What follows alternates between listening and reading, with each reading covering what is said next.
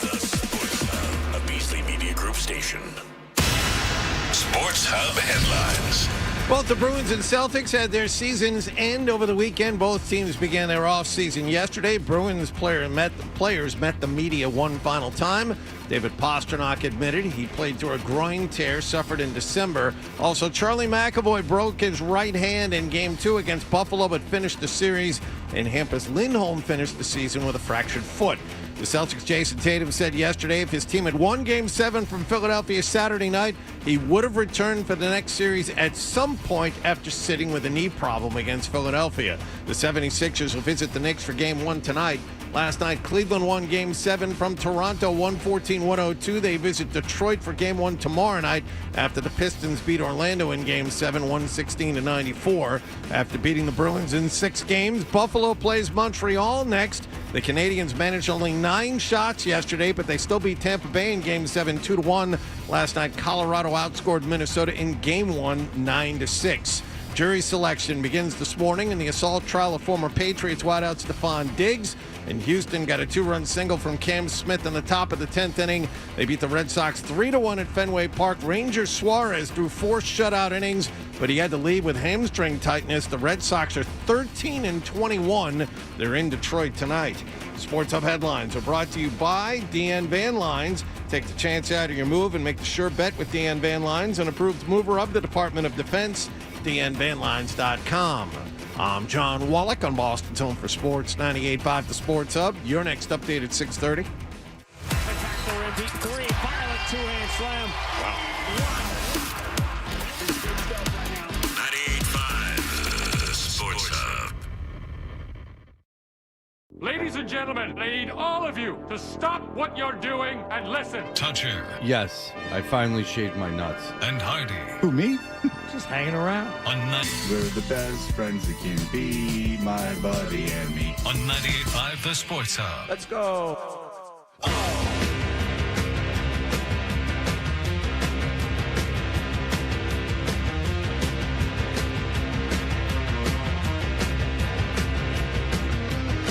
Watch him slam dunk for an A1.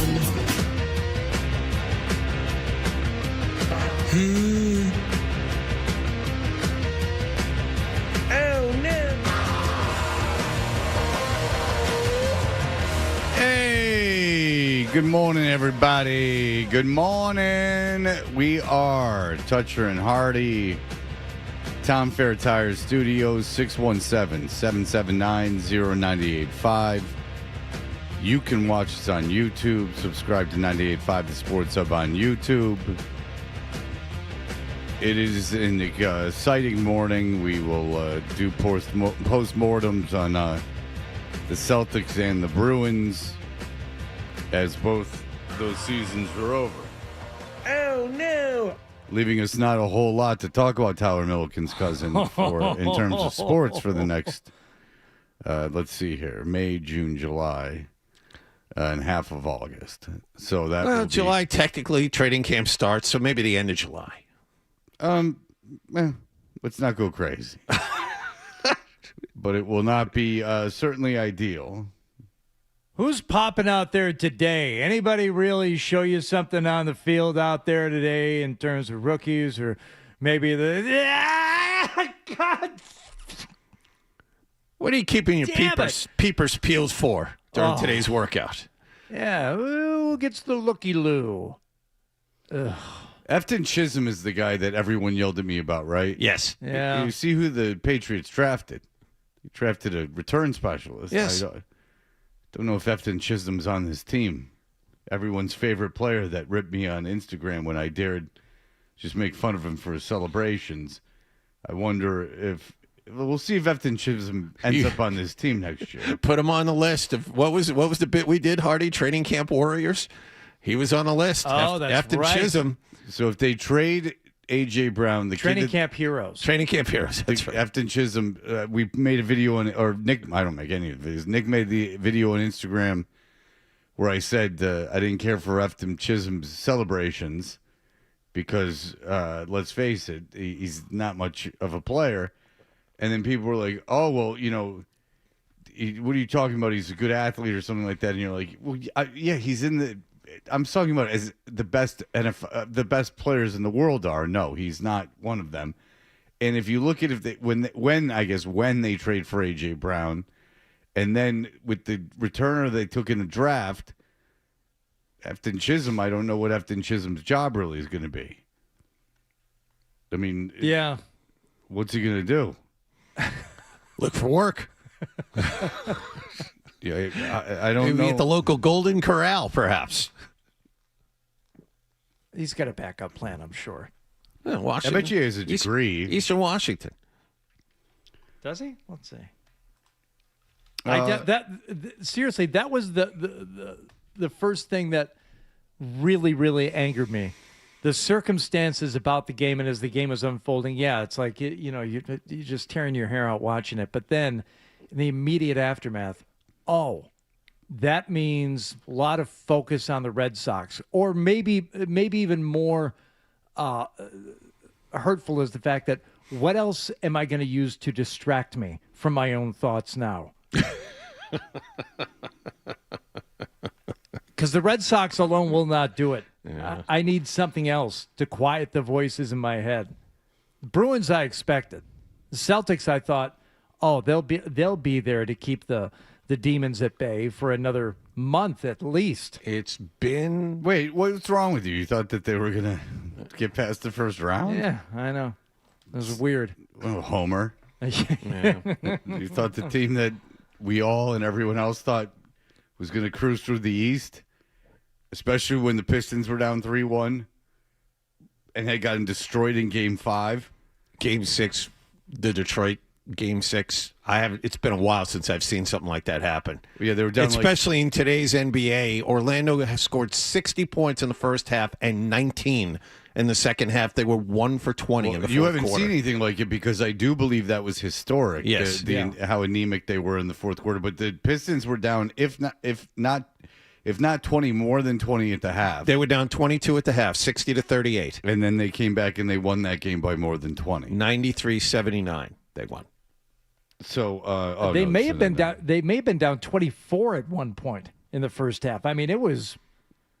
Well, they were down by more than 20, like a little bit into the third quarter too. Yeah. So and then they turned around and they were up by 20 at one point, and I guess it at the end it evened out. Didn't matter, right?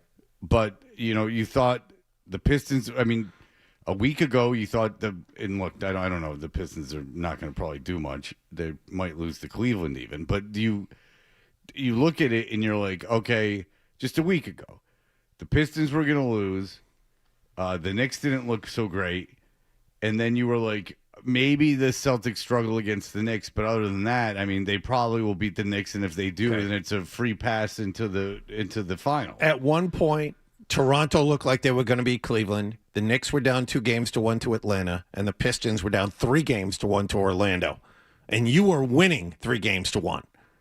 And now, a week later, everything's been flipped. You're done, and those other 3 teams have advanced. And if you went into so Tatum didn't play Game 7, but Embiid didn't play 3 games. Actually, Hardy and I were talking about Embiid versus Tatum in Game 7, and we can do this now. We can get into it later. But we got all day. Okay, baby. so Embiid at the end of Game 7 is hobbling around. He can barely walk. And he's still out there.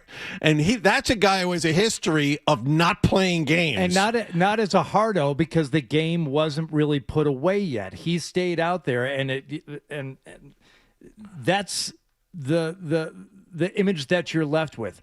You made Joel Embiid look like the true warrior out of those 2 teams. Not just Jason Tatum, but the whole warrior mentality that Joe Mazzulla likes to put out there. And these guys are tough and we're going to fight. That guy is Joel Embiid. He's the one who came into this series, turned it around, and stayed out on the court just as hurt as and feeling as bad, if not worse, than Jason Tatum did when he showed up on Saturday afternoon and said, I don't know. My knee is stiff. Oh, is it? How about you keep your mouth shut and go play Game 7? There's an idea. Don't bring it up. It's Game 7. And at that point, you didn't know that the Pistons were, going to end up, coming back and winning and still being there to get over. But I still like their chances. I like just about anyone's chances. The Pistons, as we've talked about, Fred, they're really good. They're not quite ready yet. They don't have enough. Tobias Harris needed to score 30 points. I mean, like they don't have any scoring outside of any reasonable scoring outside of Cunningham, and it needs to be Tobias Harris, and Tobias Harris isn't a star. You've got the path laid out for you, much like they did when they won the championship a couple of years ago, and they took full advantage of it, of what was happening to the teams in the West, and they went and they won it. Now you've got it laid out for you in the East, and what do? Your best player doesn't play Game 7 and this is what is going to get a lot of discussion today. It already has yesterday. Whose decision was it? And why did they make that decision? And we'll get into that. But the decision was made for a guy who we were told, Joe Mazzulla said on Friday, he's going to play tomorrow. Of course he is. He's not injured. Everybody gets a little banged up, but he's not injured, and he's going to play tomorrow. It goes from that to, no, Tatum is not going to play. And here's an interesting wrinkle. To start the game, which they've had poor starts in games 5 and 6, the Celtics decide to roll out, along with Jaylen Brown and Derek White, Ron Harper Jr., Baylor Shireman, and Luka Garza. Well, that's the story of the game. Yeah, That's the story. I mean, they got First 5 minutes of that game, started, my jaw is on the floor. I'm like, what? Oh, you just want to spot them the first 9 points of a Game 7? Say what you will, whatever. Coaches know everything, and they know certainly far more than I do. Far, far, far more than I do. That was a mistake. that they did not get over. Then they're in this hole, and then you got to dig out of the hole, and the only way they dug out of the hole is that. It was 15 Derek White went nuts. It's the only reason they were able to stay in it early. Yeah, it was 17-9, 19-9. Yeah, I mean they 21-13. He got him in a hole. That was just a bad decision. I mean, it was just a bad decision. There's tons to unpack from this, but looking at it. The Celtics have certain principles that are immovable regardless. For instance, Joe Mazzulla's offense does not change regardless of the circumstances. They fired up a bunch of threes again on Saturday that didn't go in, and the offense didn't change. Mazzulla has a philosophy. That philosophy will be followed regardless of what the circumstances are. And the way the Celtics handle injuries, and this goes back to when Brad Stevens was the head coach too, it does not change, regardless of the circumstances. And it was an organizational call to have Tatum sit. Now, there are ways around this. Tatum could have shown up and said, I feel fine, and gone out there. Something that's interesting is that just yesterday morning, the 30 for 30 about the Lakers-Celtic rivalry in the 80s was on. And, or I guess it was focusing on 2 seasons in the mid-80s. And, they were talking about Kevin McHale had this foot problem, and they told him not only, and Ainge is talking about it, and it's like, it wasn't this kind of foot injury, which would have been, he was out for a few weeks. It wasn't this kind of foot injury that he would have been out maybe for half a season. It was a foot injury that he was going against medical advice that could have ruined his career, and he was playing through it. Now, I don't expect anyone to do that. Like, I mean, that's beyond the pale. That might not be smart, but it just and listen, I'm not as hard on Tatum as you guys are. I think that he would have, much preferred to play. But listen, I'll listen to it. I mean, I'm not going to argue with you. I can't get in the guy's head, but it was interesting just by happenstance to come across a documentary talking about how McHale played through something that could have ruined his career. Yeah, ultimately, he had to have screws inserted in the foot, and it was different. He was different for the rest of his career after that. It's so easy to draw like comparisons and contrasts, you don't even go to other sports. We're going to do the Bruins breakup stuff later today, and it's like, okay, different sport, different guys. It's just Sure. they do things differently over there, and we love it and celebrate it, but it's got nothing to do with basketball. But there are plenty of examples within basketball too, whether it's Kevin McHale, whether it's Isaiah Thomas on a broken ankle against the Lakers. Yeah, I think it was a bad sprain. Or is that whatever. bad sprain or something? Yeah. And he goes off and scores 25 in the third quarter of a finals game. I mean, it's like the guys play through stuff. So at some point, that there was a discussion. A guy is not fine on Friday, shows up on Saturday, and immediately it's, oh, he's not playing. There's all this discussion about it. And the decision is made, presumably, that both sides agree with, that he's not going to play. I can't believe it from Tatum, and I can't believe it from the team. But I can't believe it. Not in any other game, fine, I understand them at least making the decision. In a Game 7, no, I do not understand. Well, he just play devil's advocate, Sure. and I know it was the other leg, but he had just come off an Achilles tear, and the calf strain can be a precursor to an Achilles tear. So for what I had been saying the whole time Tatum was hurt, is that you don't want to rush him back, and this season, like, make sure he's good for next season. Since I had and look, this other leg, nothing to do with the Achilles injury, but I wonder if there's this vibe of like, he's already gone through an Achilles tear. We don't need our best player, hurting himself with his other leg and then being out next season. The guys I've talked to about this kind of injury tell you that the overcompensation is what gets you. It's not a repeat of the Achilles tear, although that does happen. It's the injury to other things overcompensating for not a weaker leg, but you're just constantly aware of the leg that you hurt. And so maybe that's part of what is going on with Jason Tatum. They wanted to save him. They're looking at the bigger picture, and it sucks right now. It sucks big time right now if you're a Celtics fan. They should have won anyway. That was the theory, and they were right there at the end, and they make one of those 3 or 4 threes when you're down by 1. I think they would have gone ahead and won the game. And by the way, again, Embiid coming back is the difference in this series, correct? Yes. So yes. Embiid missed 3 games. Tatum missed 1.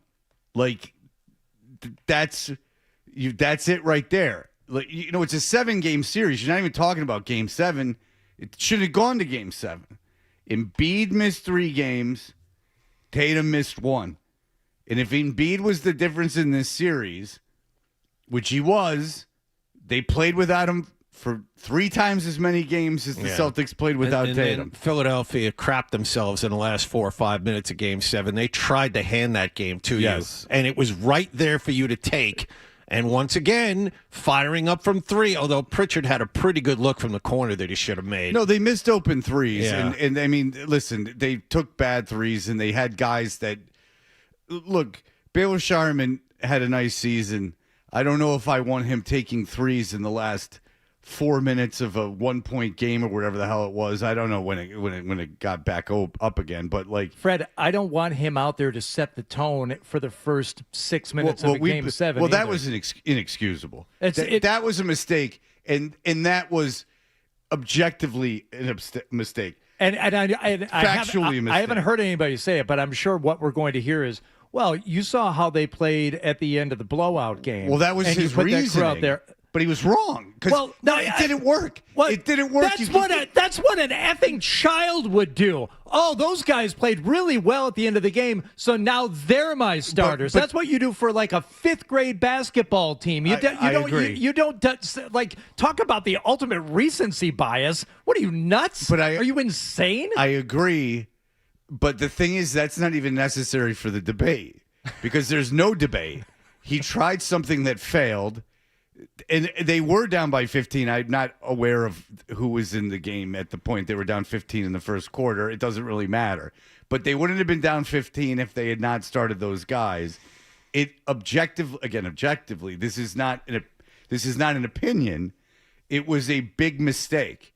It did not work. So whatever the reasoning, whatever logic was put behind it, it's a results business. It's only a results business.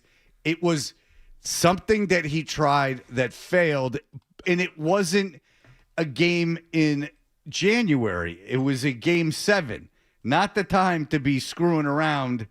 And look, this team putting is 5 starters out there that have never started a game before. Well, they had never played 1 minute together all season, those 5. No, it was that rotation had never been. Those 5 guys had never been on the floor at the same time all year. I didn't know that. Yes. That's what.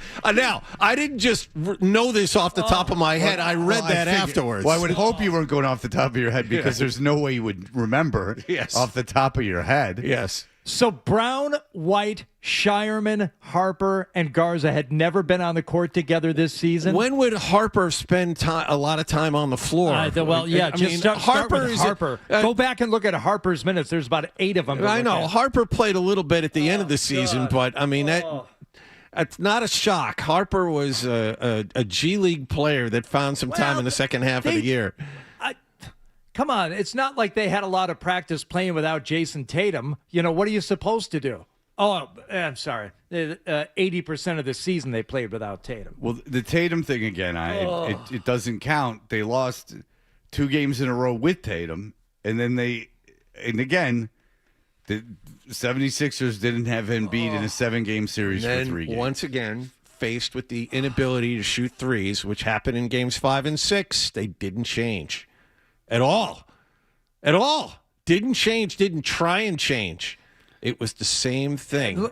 Let me add one more wrinkle here, too, because it was pointed out to me when I was watching the game. They said, oh, there's that's Chisholm. I said, who? They said the new owner. He was sitting behind the bench. That's right. And I said, just sitting there watching with Tatum a couple of seats away from him down to the right. Mm-hmm. Is there any consideration? There's no way he's making a phone call. There's, none of that is going on. But is it somehow relayed to anybody that, the new owner would really prefer Tatum to be fully healthy, for the entirety of next season? I just think he was coming Is it in the realm of possibility? Well, I mean, yeah, I guess. But the only thing is that he was coming off that major Achilles tear for the reasons Wallach laid out, the reasons that I laid out.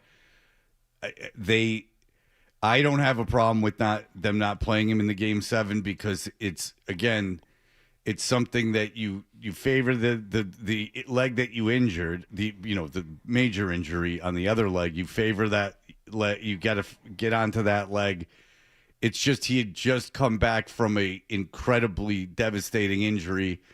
I don't know if you want him screwing around when he can't move. Yeah, and that all makes sense. And sure, it's all logical.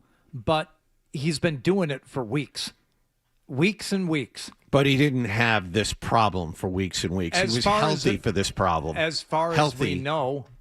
Well, there's tweaks and if you are not healthy, and the Celtics just proved it, if he had any kind of injury, they would have sat him. I mean, he didn't play back-to-backs, but that was part of his return-to-play protocol. But if he had any other stiffness or problem, he wouldn't have played in games. In Hardy, you're not wrong. Like, I'm not going like, what the hell are you talking? Like, I don't know. Yeah, I mean, you got a point. I didn't think it was egregious that he didn't play. But I bet you if you asked fans, 75% would agree with you.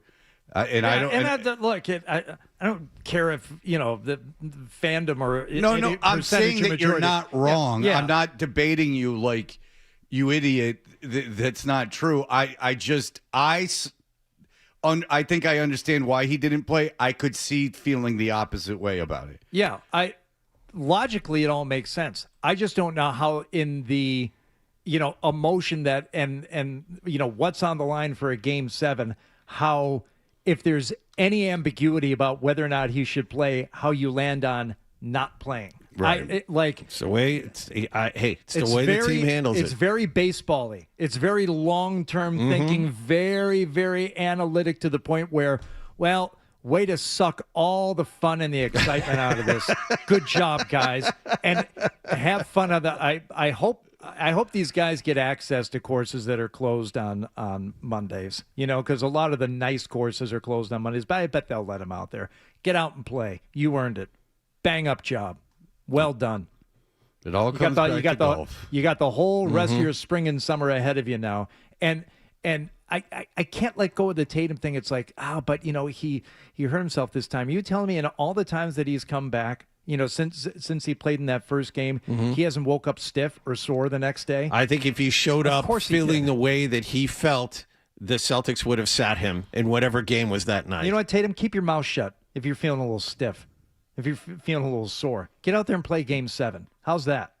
Try that one. Well, yeah, I guess he could have done that. Yeah. I mean, he could have. That's what I said earlier. There are ways around it. Tatum couldn't have disclosed the injury, but then when warming up, when he's on 100%, they would have taken him aside and go, hey, what's going on? Yeah. Don't use the word injury. Disclosing injury. Knee stiffness is not an injury. Okay. His discomfort. How's that? Well, it was calf stiffness, right? It was calf stiffness at the end of Game 6, but it was a knee that kept him out of Game 7. It was different. I don't know. It's weird. I do. All right. Look, we'll be back in just a moment. We'll catch the whole gang up with everything that happened last night. Stay tuned for more Toucher and Hardy on the Sports Hub. Treat mom to a delicious meal at the 99 restaurant this Mother's Day.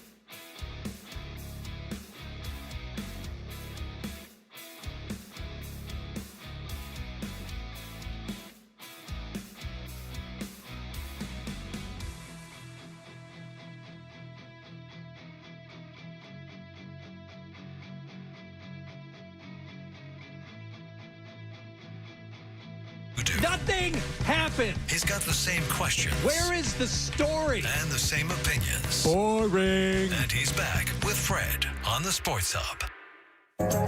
Did you catch a game last night?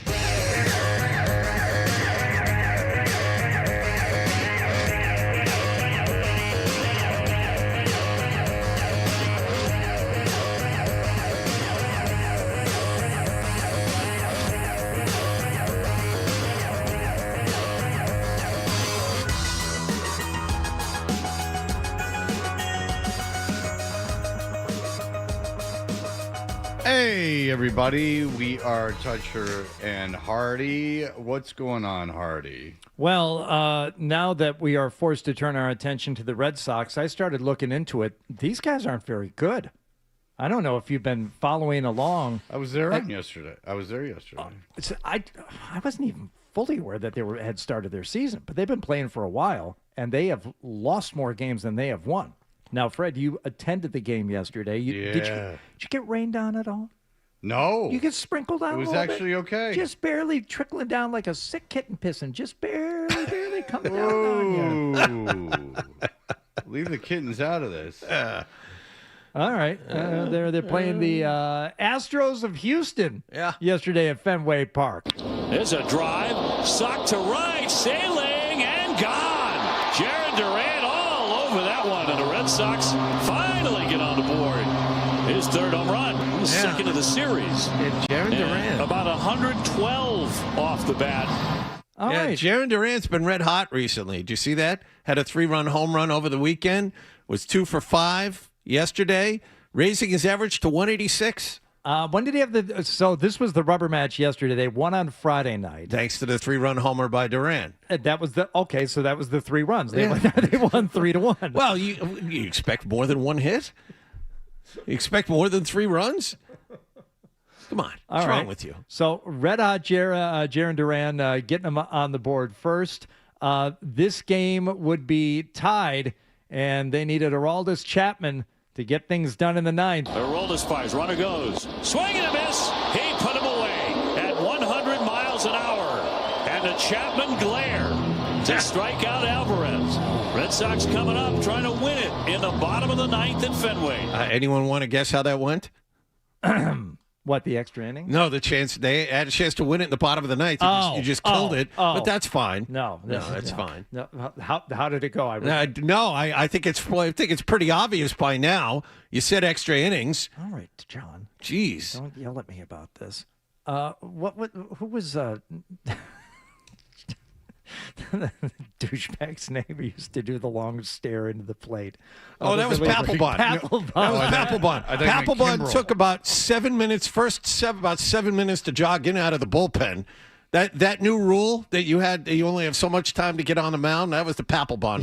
He would do the long look at I'm going to scare him out of the batter's box. Are you talking about Kimbrel? No. I'm talking about Papelbon he would start to mean mug the batter. Yeah. And really give him the stink eye. Well, Kimbrel did it too. Yeah, Kimbrel had the arm out, the arm hook thing, and then all these kids around here imitated the Kimbrel thing. Well, that's what the Boston Globe would have had us believe in their features story as the kids started Kimberling, which I don't know that they ever did. Did you see kids Kimberling? I still do. Well, that's quite the throwback then. Yeah. All right, good for them. Yes, would go into extras. Swinging a drive out to left field. That's over the head of Durant and crashes into the wall. Shumay is in to score. Here comes Altuve. They have Smith in a rundown. Runner breaking for home. Here's the play at the plate, and he is out at the dish. But 2 runs do score on a line drive by Smith off the monster. Did you see Contreras had a stolen base? I did. He actually, of all the things the Red Sox have done, getting Wilson Contreras is not a mistake.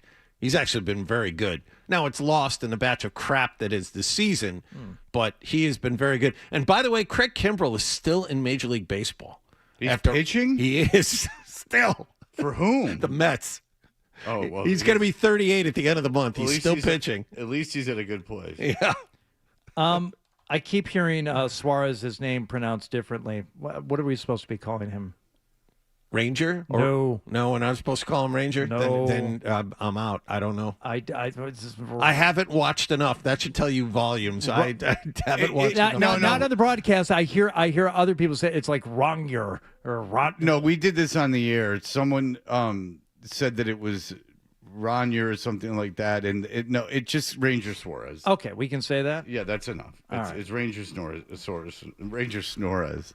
Because he puts you to sleep with his slow velocity. It's pretty good. He's going to get some sleep when he lets that hamstring heal. Yeah, in the last pitch of that 4th inning, I felt something in the hamstring. That's why I left the game. Yeah. Okay, so let's take a look at the Red Sox starting rotation as we began the season. Crochet, number 1, he's on the injured list. Gray, number 2, he's on the injured list.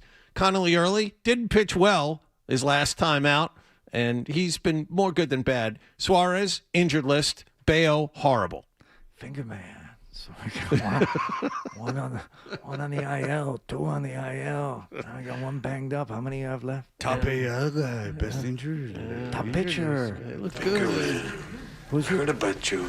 Who's your top pitcher right now? Connolly Early is your top pitcher right now. He's top hurler. No. He's a finger man. I'm the finger man too. Tied for the worst record in the American League. Finger man, I need the split finger fastball from you. Oh my gosh. So there you go. Your Red Sox lose another series. They will visit the Detroit Tigers. They begin a new set 6:40. They got Scoobal in one of these 2 games. Right. I forget which one. It's either today or tomorrow they face Scoobal. That sounds something to watch after all.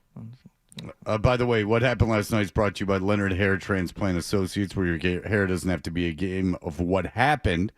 So change your lettuce and change your life with Dr. Matthew Lepresti at 1-800-GET-HAIR. But at least now the general manager has all of his own guys running the team. Doesn't have to worry about any interference from any outside sources. He's cleared the decks. This is his team, the way he wanted it. Good for you. Good for you. You must be so proud watching that team play. Well, they got all their ducks in a row now. Yeah. It was interesting seeing them win a few games in the immediate aftermath, but 2. I think the answer's 2. I think they won 2. Well, if you count the middle one, I'm not Orioles series, I was talking consecutively. Bad. My bad. The fact that they won 2 in a row is good. The 17-1 win that Cora was still in the dugout for. They look good. Yeah. So that there would be 3, but since then, yes, 4 of 5 they have lost. Yeah. Since then, I wouldn't worry about it at all. I'm sure baseball's a long season. I'm sure they'll be fine. And Suarez is hurt, and we got all that. Gray is hurt. Crochet's hurt. Yep, those are your now. Objectively, your best 3 starting pitchers are now hurt. Mm-hmm. Yeah, Suarez was pitching well too. Pitched really well up in Toronto and had 4 shutout innings yesterday. But he was pitching really well yesterday. Now, he says he hopefully won't miss time. Yeah, last year I suffered something similar. I didn't miss any time, so hopefully I won't miss any time. So we'll see how it goes. Okay. All right. Good. They're hoping to get Gray back earlier this week. All right. More elimination games in the playoffs last night. We'll tell you what happened with those when we continue here in a moment. All right. We'll be right back. Here are the headlines.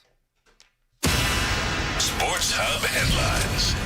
Bruins are dealing with a lot of injuries during their Game 6 loss to Buffalo on Friday. The team held their press conferences yesterday. David Pastrnak, a groin tear. Charlie McAvoy, a broken hand. Also a bad back for Elias Lindholm and a fractured foot for Hampus Lindholm. Jason Tatum told the media over the weekend he would have played in the second round of the playoffs at some point. He missed a season-ending Game 7 loss to Philadelphia Saturday night with a sore knee. After allegedly assaulting his private chef in early December, Stephon Diggs' trial will begin this morning in Dedham District Court. And Houston got a 2-run single from Cam Smith to snap a 1-1 tie in the top of the 10th inning. They beat the Red Sox at Fenway Park 3-1. Red Sox are in Detroit tonight. Sports Hub headlines are brought to you by Boston Vision. Boston Vision helped baseball legend David Ortiz get back to seeing 20/20 again. They can do the same for you. See Big Like Poppy. Book your free evaluation at bostonvision.com. I'm John Wallach on Boston's Home for Sports, 98.5 The Sports Hub. Your next update at 7 o'clock. More Toucher and Hardy on the way. On the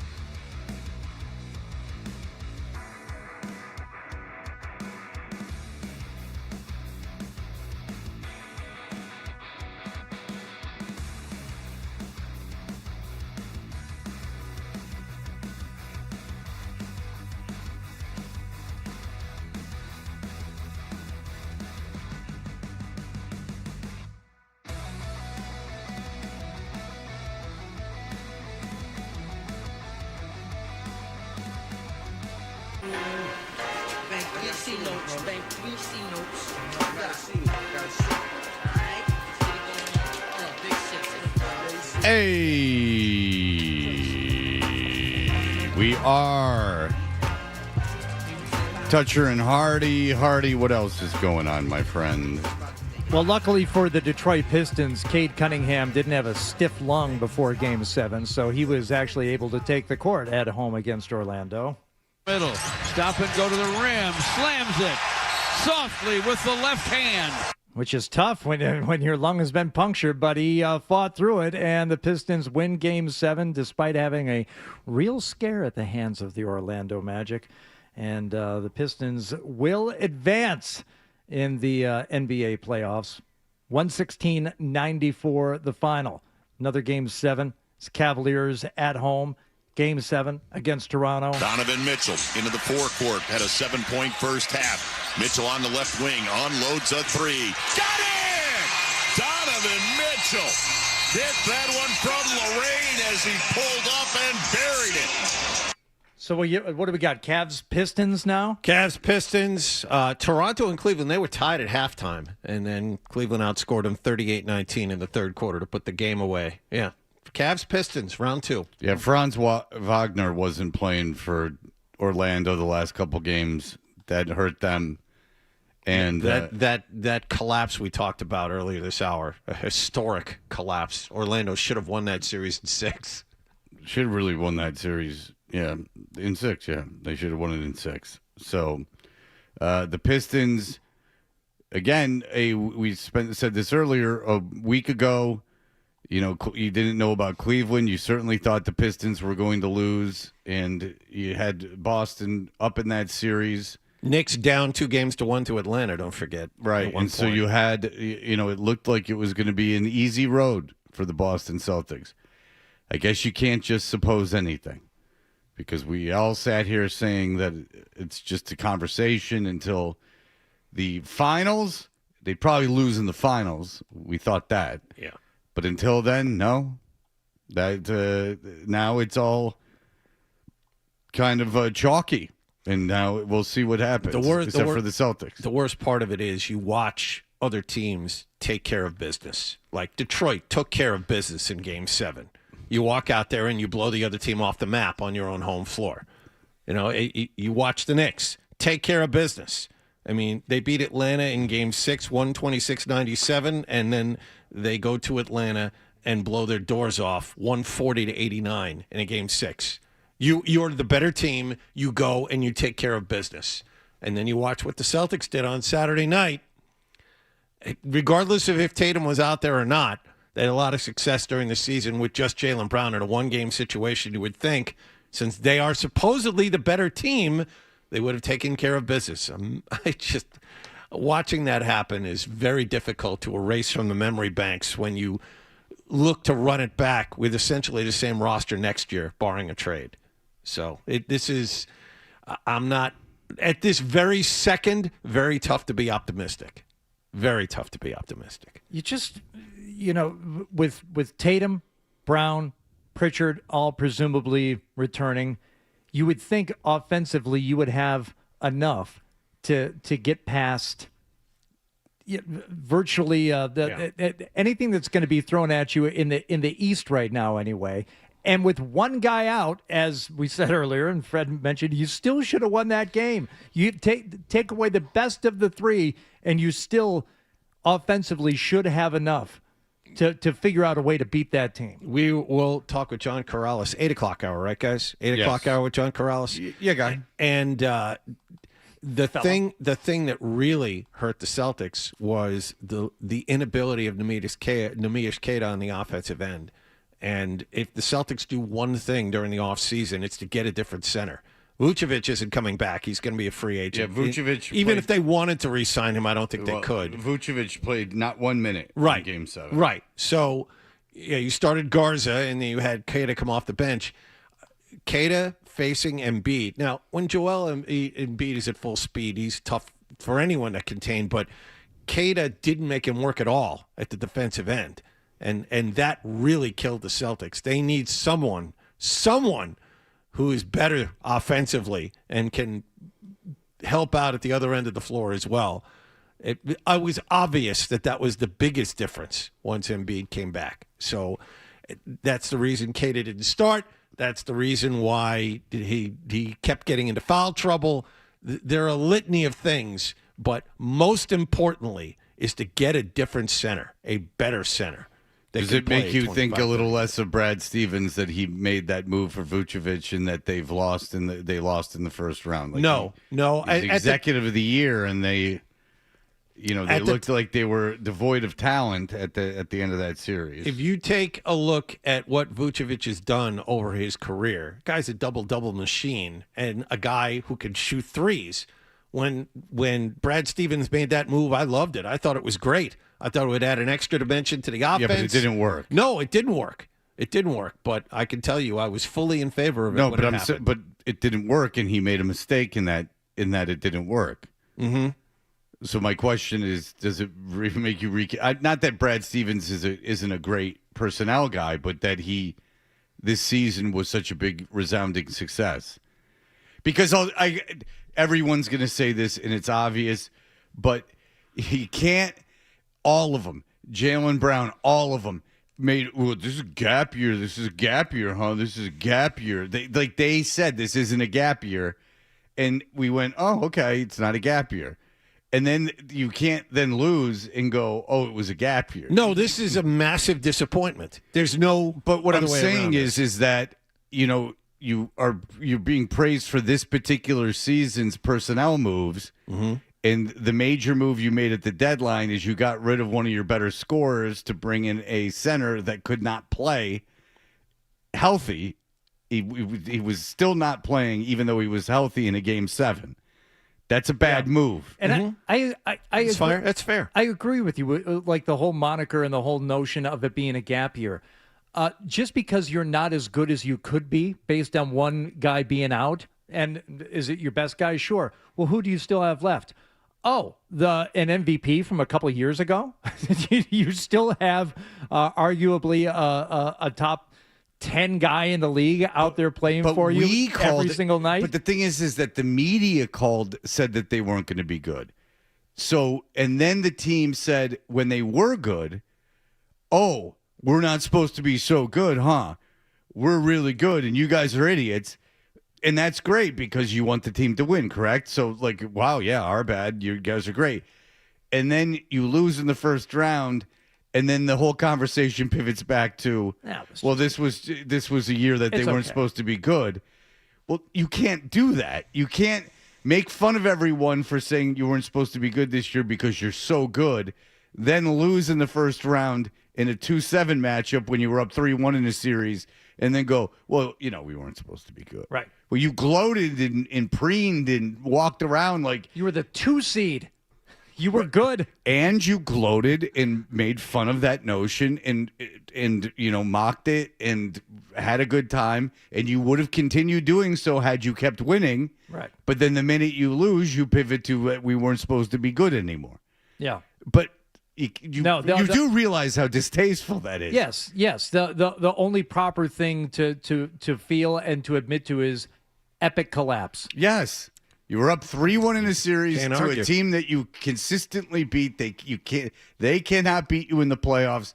I know 1982, but that's a long time ago. And the 76ers had great teams after 1982 in the 80s. 1985, they had Barkley, Tony, Dr. J. They had who was the point guard? Mo Cheeks. I mean, they had a litany of Hall of Famers, and they lost. So you own this team. You owned them, and then turn around and I can't stand that. Like, it's like Limp Bizkit. Limp Bizkit, everyone hated them, but they made a ton of money. And then they aren't popular anymore, and then they come back and they go, all a joke. It was all a joke. Well, no. You can't have 10 years of riding this non-joke. Then I want my money back. Yeah, exactly. Like, this was a joke all along. No, it wasn't. You were dead-ass serious. Yeah. Let's very quickly here get to the Stanley Cup playoff highlights. Ah! Yeah, come on. The Montreal. There's an old school game. Well, the Montreal game, but there was an old school game last night. Well, you know what? There was one baseball score I didn't get to here. Colorado, Minnesota, 9-6 the final. I just want to hear. No, sorry, that was hockey. That was hockey. That can't be. Returns it to Hughes. That's broken up. McKinnon has an empty net. You betcha! That would have been fun. 9 times. See, he's doing a little Ferris Bueller, yeah. Ferris Bueller. There you go. I think they had 14 different goal scorers in that game. Yeah. Well, if he came up with 9 times, there's no way he knew they were going to score 9 goals. That's right. I don't mind that. Yeah, 8 different goal scorers for Colorado alone. It was great. Yeah, but so that was game 1 of the second round. Let's get to a game 7 highlight here with Montreal and the Tampa Bay Lightning. Slavkovsky after it along the end boards, plays it through for Newhook to the line. Hodgson shot, that's turned away by the stick of Vasilevsky. They score. It came back out in front. Newhook got it through. And it finds a way past Vasilevsky.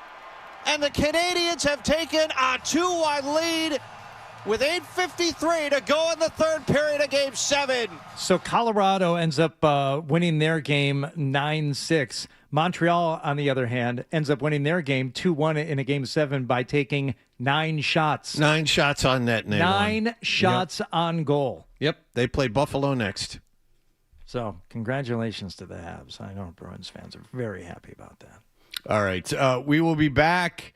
Jaylen Brown did a live, was it Twitch? He was on Twitch, and he made a million excuses. So we can talk about that in just a moment.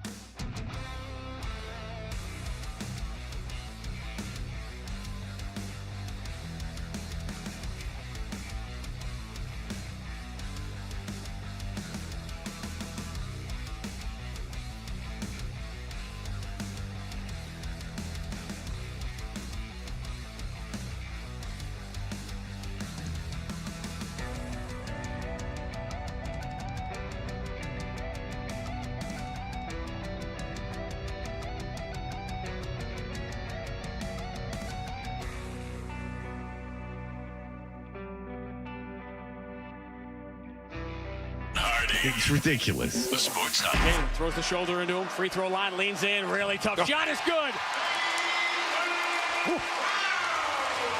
Just jumped over. He came to me with hat in hand. No, I'm just kidding. All right. I'm joking Just about because that. it's not someone who's headlining Guitar Fest doesn't mean it automatically stinks. Oh, okay, you hack. Why don't you steal more Orochi's material? All right. Look, you can watch this on YouTube. I suggest you do. You had the Bruins lose, and it was disappointing, and I did think that they could win that series. I thought they might. I thought they would. They should. But they didn't. They should have. Well, I mean, I don't know about that. But Well, they kicked away a 2-0 lead with 8 minutes left in game 1. They scored first in game 3. I mean, you could easily make that argument. I said something to Fred that I know crawled right up his keister after that game 1. But I said the fact that they let that thing get away from them in that fashion in the third period may have cost them the series. And you didn't reply to me via text because I thought a long-term Chicken Little outlook such as that probably landed on the wrong side with you. And I'm not saying I'm right, but you go back to that game 1 and think, So my lack of response makes you think that I was too overcome with anger to get back to you. Yes. To answer succinctly, I was in the Bahamas, man. I was soaking up the sun. I mean, come on. All right, so look, that was disappointing, but certainly, they were a big underdog in that series after all. So, and they weren't supposed to make the playoffs at all. The Celtics, another story. Even though many of us thought before the season there was a chance they'd be in the play-in tournament, this was a year, I don't know who, maybe it was Grandy who phrased it a gap year, not saying that it was a gap year, but calling out everyone all season long for daring to think that the team wouldn't be very good. And then Jaylen Brown got into it, and he got onto Twitter, and he was making fun of everyone for calling it a gap year, and they were winning, and they were right, and they were favorites to come out of the East, and eggs on everyone's face. No one should have doubted them.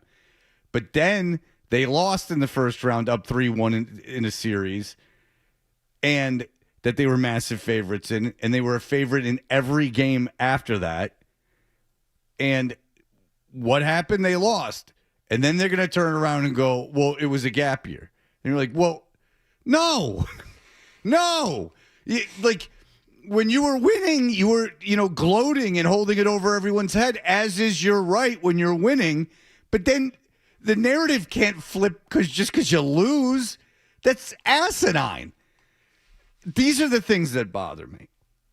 And I don't think I'm alone. I've severe mental problems. But this one, I think everyone's on the same page. I did that to apologize for not texting you. I said I had severe mental problems. I knew that you get a kick out of that. You don't need to state what we all know. Yeah. But sometimes I think you like the affirmation. So anyway,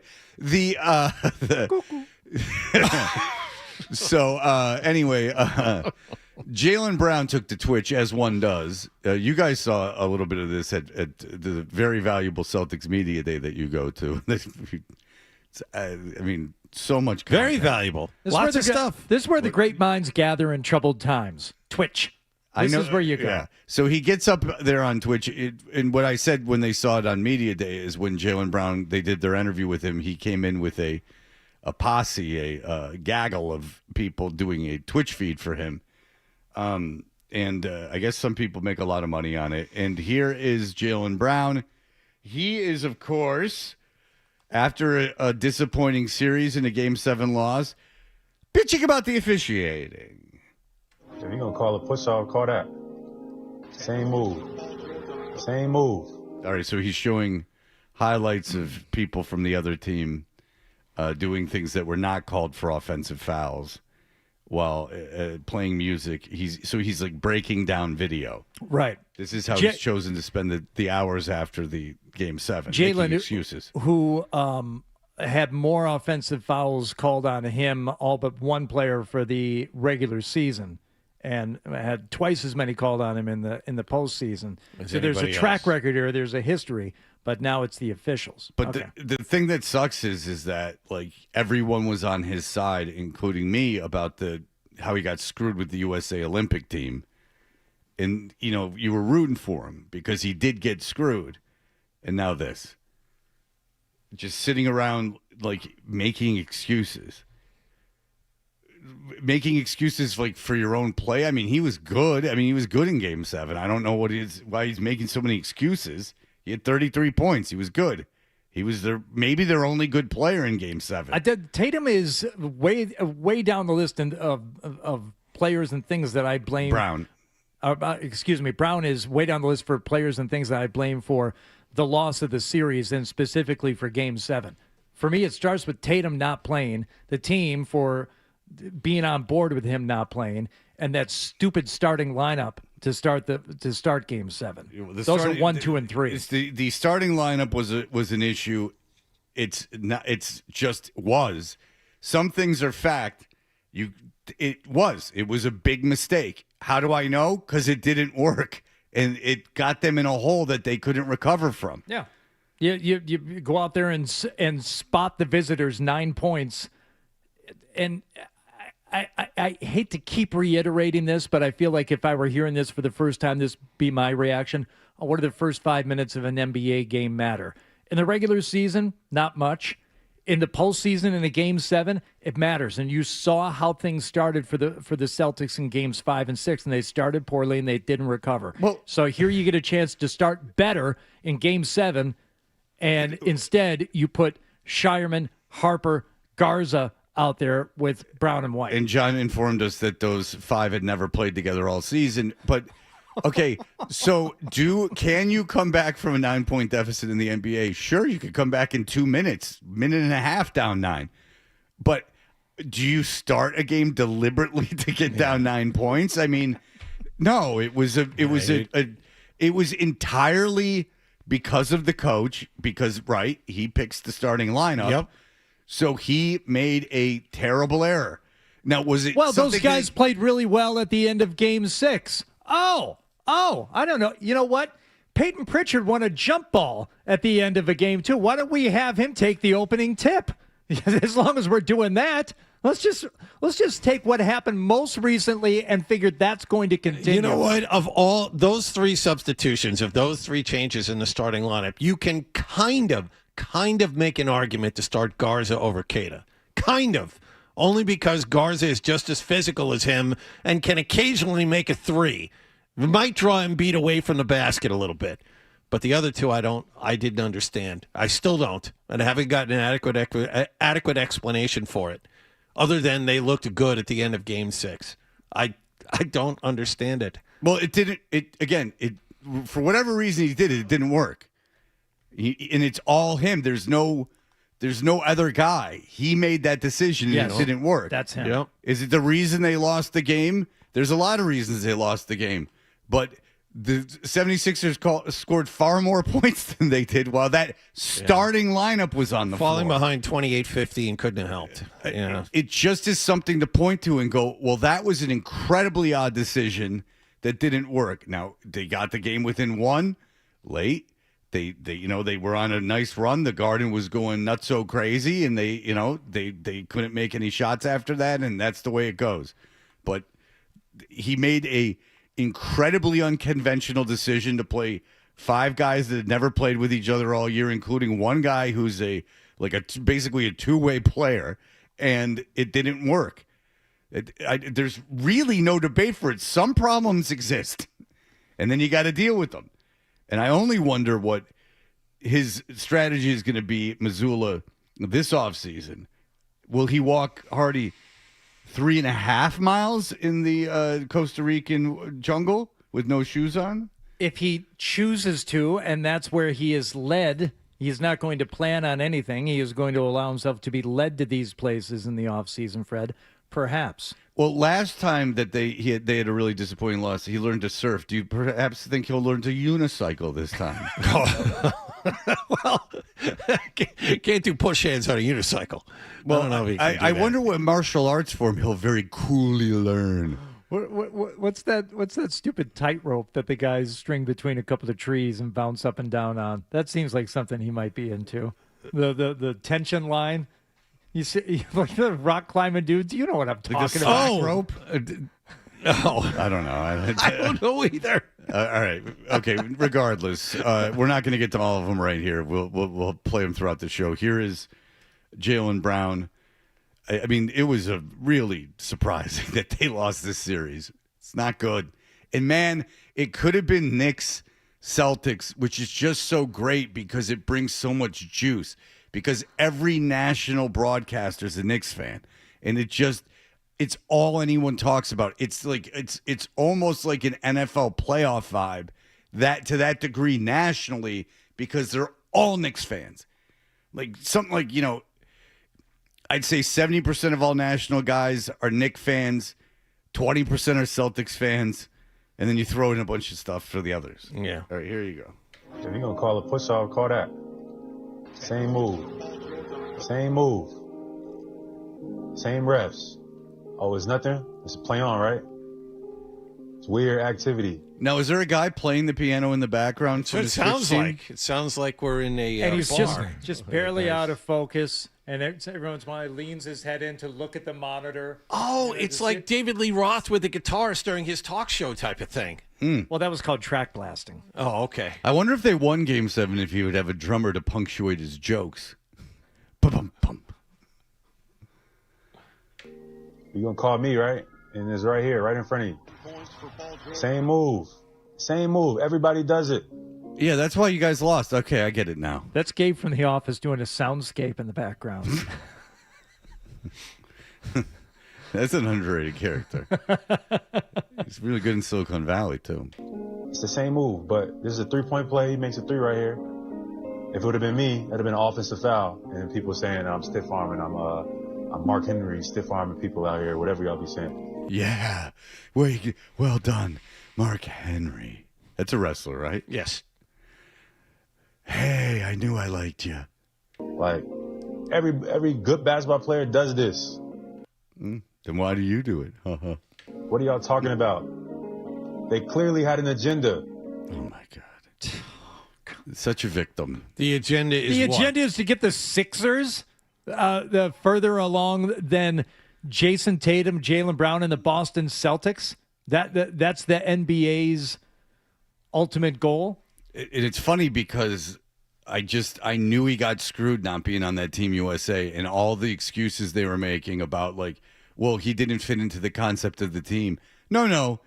He's way better than the guy. They put Derek White on instead of him. He's better than Derek White. And they're the same, around the same size and have around the same, like, not skill level, but skills. Like, it's not like they put, some 7'2" guy on the team. Brown's 2 or 3 inches taller and plays defense and can guard just about anybody. And he's not as good a shot blocker as White is, but he's a better scorer. Well, if they wanted a shot blocker, I would have gotten Derek White. I mean, if you could have gotten anyone from the United States to block shots, and you chose Derek White. I mean, was Chet Holmgren on the Team USA? No. Then put Chet Holmgren on Team USA if you want a shot blocker. Next time Holmgren makes it. Oh, he will. I mean, he will. I'm not kidding. Next time. Yeah. And Cade Cunningham and the rest. They clearly had on the red board. If Jaylen does this move, call an offensive foul on him every time. I don't know. It's because I pissed the refs off. I've been critical about them, and I called them out a bunch of times. That's true. A lot of NBA players take it very easy on the officiating. He's the guy that calls out the refs. Again, what do you do after a Game 7? Do you take personal inventory and figure out how things can go better next year? No. Let's start combing through tape so I can make a video explaining how I got screwed. Okay. This is good stuff. And very likable. And well thought out PR-wise to go on Twitch and then complain. But I guess what you get is comments on Twitch saying how wonderful you are. So you do get the satisfaction of like 1,000 people. Yeah, so you're going to get that dopamine rush, but you shouldn't need it. But no one is blaming Jaylen Brown after that game. No, but he probably had in his head Tatum's hurt. Like, I'll come out and win this Game 7, and then people will get back to praising me. And yeah, Brown played well. He, he was a minus 16 in the game, but that's not all on him. He played an awful lot of minutes. By the way, thank you to Dr. McGuire, who just emailed in something. He says, first time since 1956 that 3 starters in an NBA playoff game finished with 0 points. Yeah, that's the other thing. All 3 guys who they started didn't score. Yeah, that was a problem. Killer idea. Dynamite.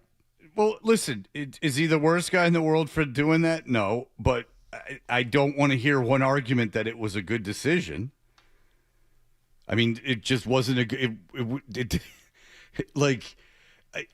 something as I get older that starts to bother me is that when you go, there's a problem, people just start going, blah, blah, blah, blah, blah, blah, blah, blah, blah, and this. And you go, okay, yeah, but this is a problem, and there needs to be a solution to it.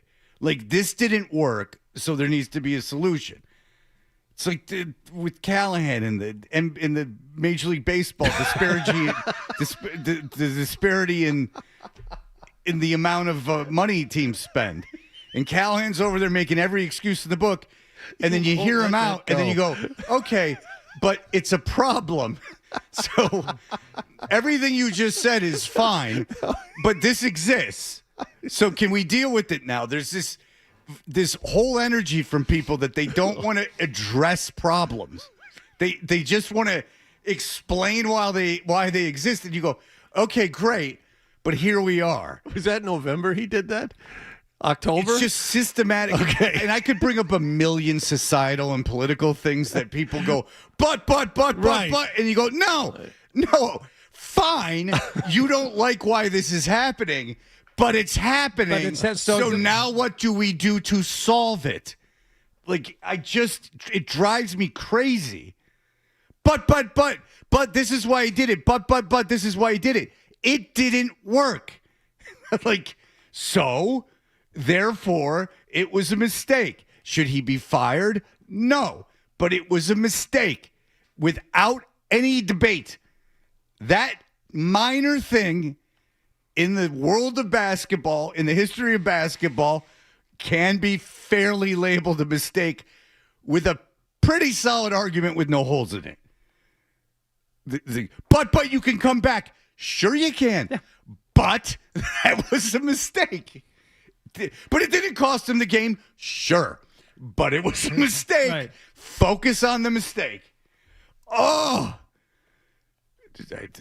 They were like, you know what, I got you in the playoffs.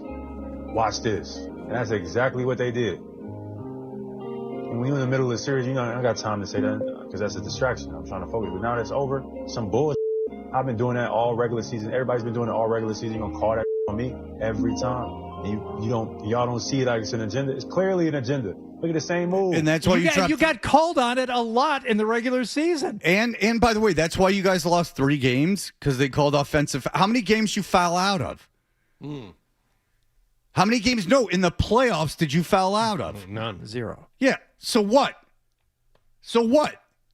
But it takes the ball away, and you don't get a chance to score in that possession. So let's see. He had 3 personal fouls. So he had 3 personal fouls. That cost him the game? Yeah, because what he was planning on doing was getting it down low, then kicking it back out for a 3 that was going to miss. You upset the rhythm. So even, by the way, if they make those 3 threes, it's a tie game. So there you go. I guess that's if they would have hit all 3 if they would have scored 3s on every possession he committed a foul, if they were all offensive fouls. I mean, come on. He had 3 fouls in the game. That's why they lost. Okay, sure. 3 fouls. Okay. All right, we'll be back. Jim McBride, we will turn our focus to the Bruins. We'll do that in just a moment. You're listening to Toucher and Hardy.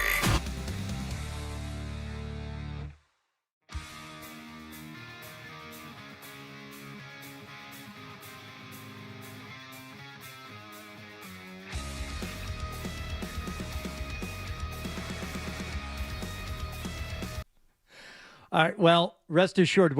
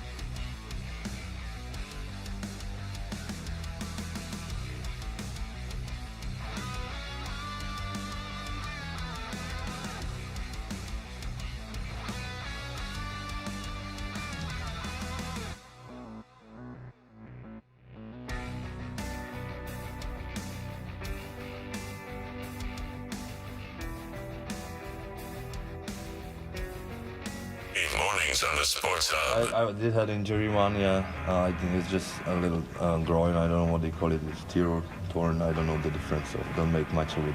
This, but yeah. So I had that in November. I came back a little earlier. Battled mentally a lot with that as a player, because with the stride, remember that pain for a while when that happened. So struggled with that a little bit.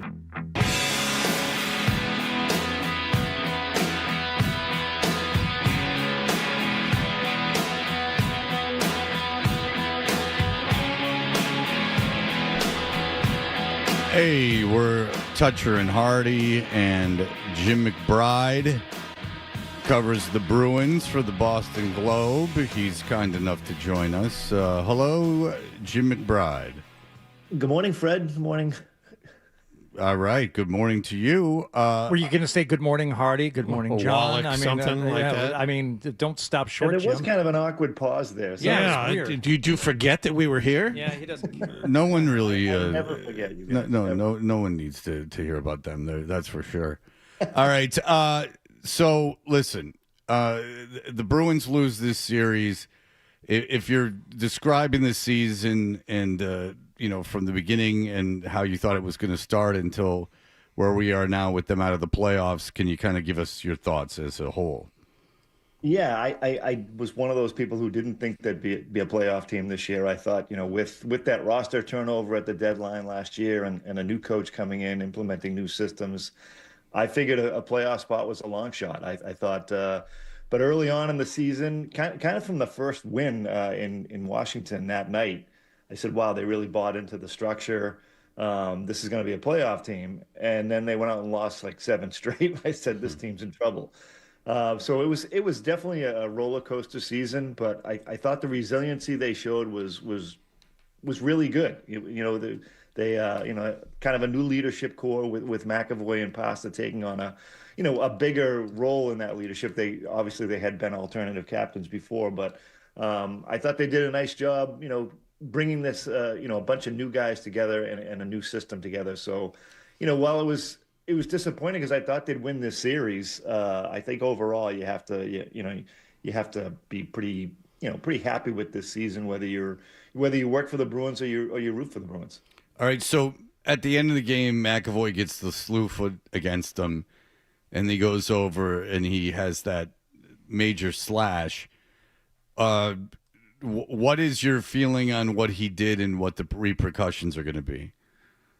Yeah, I'm not defending by any means what he did, but I understand that slew footing's a dangerous thing. Guys have been suspended for that in the past. Marchand had been suspended a couple of times with the Bruins for that. I thought that the time of the game where the game was pretty much over was a minute and something left, and it was kind of weaselly moved, but that certainly doesn't excuse Charlie from jumping up and two-hand slashing the guy across the arms. But I understood the emotions of it, and but I think he's probably in for a multiple game suspension because of it. And I think he's when talking to him yesterday, he seems pretty resigned to the fact that something like that's going to happen. I don't doubt that, but and again, I'm listening to the Bruins broadcast, and to them it was all about the slew foot and how that is, the most dangerous thing that you can do is you're going into the boards at that speed. It's not standing still in a scrum as we've, seen guys do before, and, see Marchand do it. He was kind of famous for it. Is there, anything they take into consideration in terms of what instigated it to maybe mitigate the punishment he receives? I think so, and I think that's the case that Charlie's going to have to make during the in-person interview.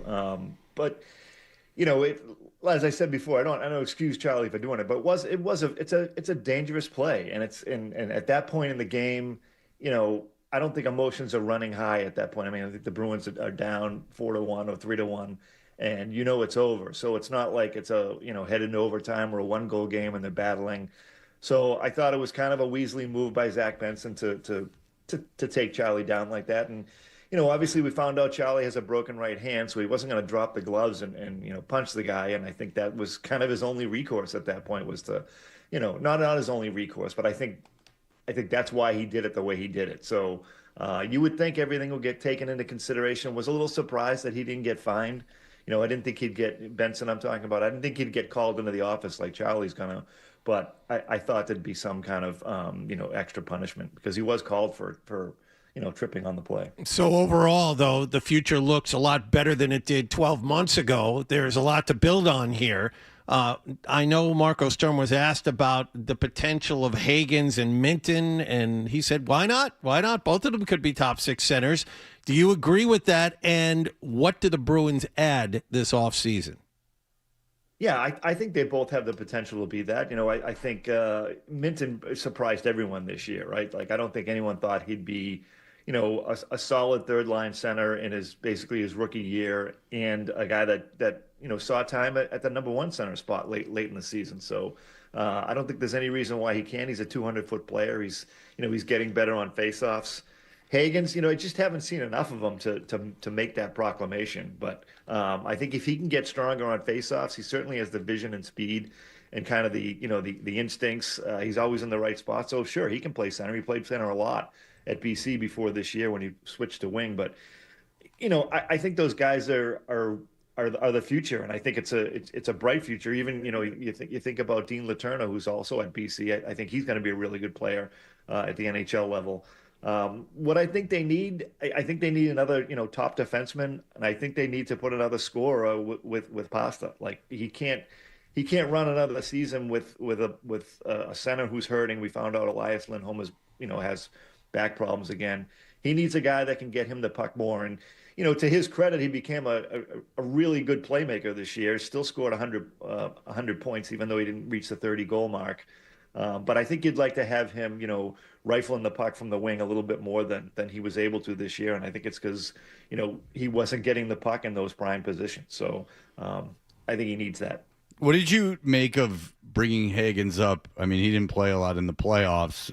Did you think that? I mean, I wanted to see him, but do you think that was the right thing to do?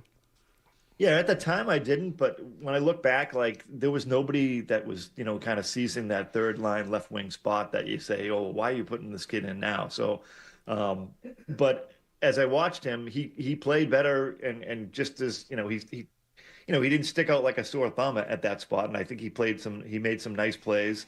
I was surprised that he got yanked in the series because I didn't think he had a couple of hiccups in game 2, I think it was, or maybe game 1. But overall, I thought he played really well. And, in retrospect, I think it was the right decision because now he's kind of has an idea of what that speed is. And, he's heading over to the World Championships now. So that, that taste of the NHL action can only help him. Jim, you mentioned McAvoy's, taking on an added leadership role, him along with Pastrnak, but specifically with McAvoy, is he playing well enough, to really warrant not only the leadership mantle, but just as a player in terms of where he is in his development and where he should be?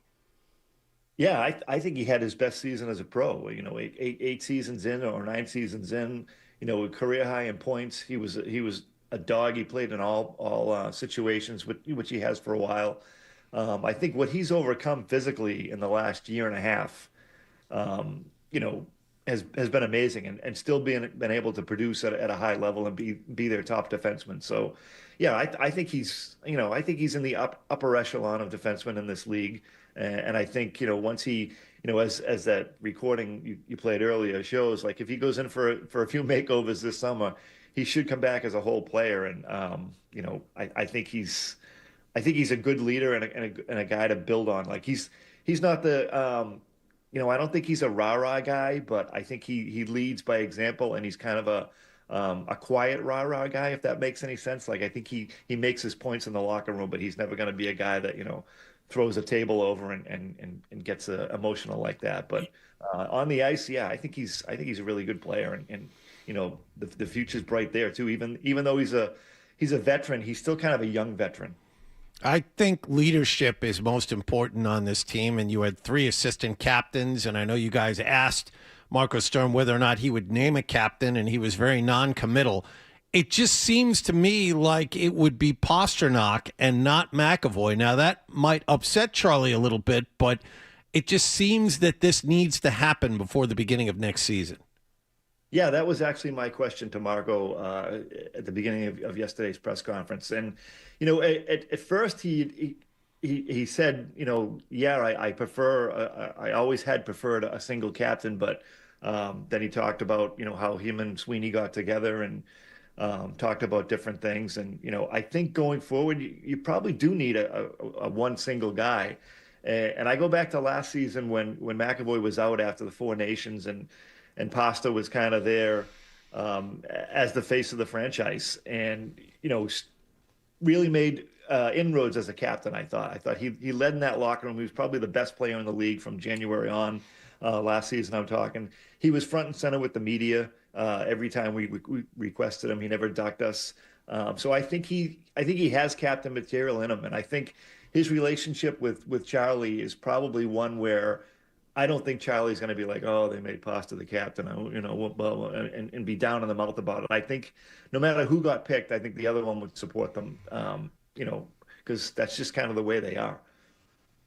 Okay. Jim McBride, listen, it was a surprising run to the playoffs. It would have been nice if they could have extended this, especially given the Celtics.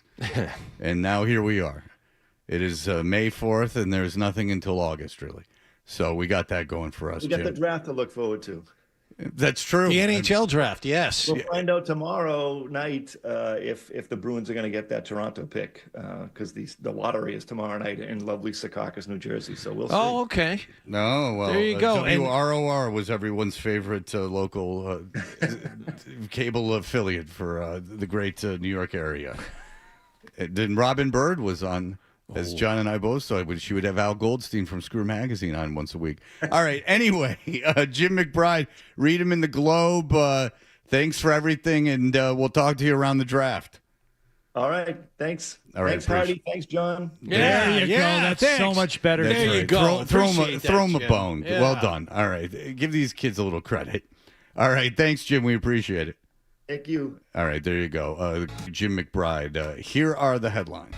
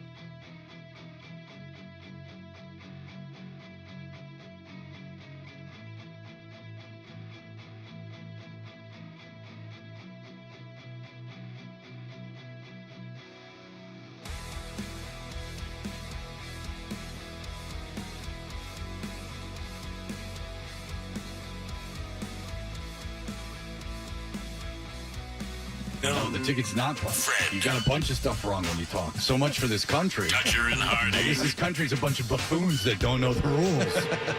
You idiot. The Celtics, the Bruins, you can kind of understand. The Celtics, it's disappointing, but you can kind of understand. They weren't supposed to be there anyway. The Celtics were wild favorites in their series.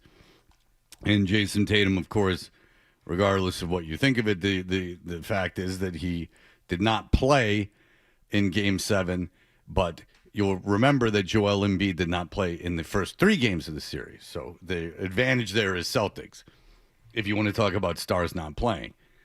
Now, the conventional wisdom was that that maybe the 76ers were better without him. That turned out not to be true, but they didn't have him for 3 games. 7-game series, you didn't have him for 3 games versus 1 game. Advantage Celtics in that. So Jaylen Brown took to Twitch yesterday, and we played him getting after the referees. Here is him talking about the referees and the further things they should do. Some referees that if I had to choose, if I had to say there's some referees that need to be investigated, just overall out of all the officiating, we had 3 of them in the last 3 games. We have, at top of my list. Yeah. Where's the music? Well, no, he stopped the piano for that because he was adding. He was moving to Oregon so he could go wah wah wah. Oh, okay. This isn't good for PR. Again, so I understand what the impulse is to do this. Is that you get on Twitch, you're famous, you get a bunch of people on your Twitch feed in real time, and in the corner there's a bunch of messages saying how wonderful you are and how much you got screwed. And there is, as Hardy said, the last time we talked about this, there's a dopamine rush that comes with it. You do realize in the light of day when these become available to people that don't follow you on Twitch, which is everyone else on the planet except for those 2,000 people that are watching live, this sounds incredibly petty and excuse-making, the likes I've never seen. You were a massive favorite. Going into the season, we all thought that you would be a play-in team or one of the lower, teams that are right into the playoffs. We thought there was a chance that you could very well lose in the first round. No shame. You get your superstar back the next season. Fine. You outperformed that. Great. Then you started teasing and making fun of the notion that people thought that you weren't going to be any good. And you said, look at how stupid you all are, which is great. And this isn't about the media being stupid. I don't care about that. What I'm saying is that you went, ha, ha, ha, hey, we're really good. And then you have to be, as the media, you absolutely are. This is great. You're massive favorites against Philadelphia. It's just conversation. The Celtics are down. The Knicks are down. Cleveland's down. Everyone's down in their series. They all suck. This is the thought. You are going to blow through the East. Now, you probably won't win in the finals, but you're going to blow through the East. Well, no, you lost. So now you can't go back, which we'll play coming up in the next segment, someone doing just that directly after the game, and say, well, this wasn't supposed to be much of a year anyway. After you had spent the last half of the year gloating about how wonderful you were. And then to get on, and Brown played well last night. In game 2 nights 7, ago. Yes. Right. Brown played well. Yes. So to get on and go, well, it's the referees. He had 3 fouls in Game 7. He wasn't even in foul trouble. 3 fouls doesn't affect the way you play. It's ridiculous. That didn't affect the outcome of the game. That's asinine. It's just, and look, they're young. Everyone's young. This is how media is handled. But it's just such a bad look. But the other part of this is running a Twitch feed is never good for an athlete. Well, you know my It's feeling. never good. I mean, it goes back. Remember Bryce Harper talking about COVID in 2000 and how Blake Snell, he agreed with Blake Snell. That still follows him around. I mean, and this will follow Jaylen Brown around for a little while anyway. I mean, nothing good ever comes of this. No, and you have athletes who suffer tough losses that disappear for a few weeks for a reason because they don't want to say the wrong thing. And I don't know what an athlete stands to gain by doing this in any way, shape, or form. To me, the only thing that you can say, and the only thing that I think he's probably legitimately feeling, other than the personal frustration of being, called for a bunch of offensive fouls, 10 offensive fouls, twice as many as the next guy. All right, you got called for a lot of offensive fouls, but at its core, here's what happened: you played a team that you should have beat, except you couldn't shoot, you couldn't figure out a way to defend Joel Embiid, and your running mate, Jason Tatum, inexplicably decided along with the team that he wasn't going to play in Game 7. You're out of harm's way. No one's going to blame you for the majority of this. Yeah. You showed up, you played well. Yeah, the team lost, but that's not all on you, even though you were the number one guy. There were plenty of other problems.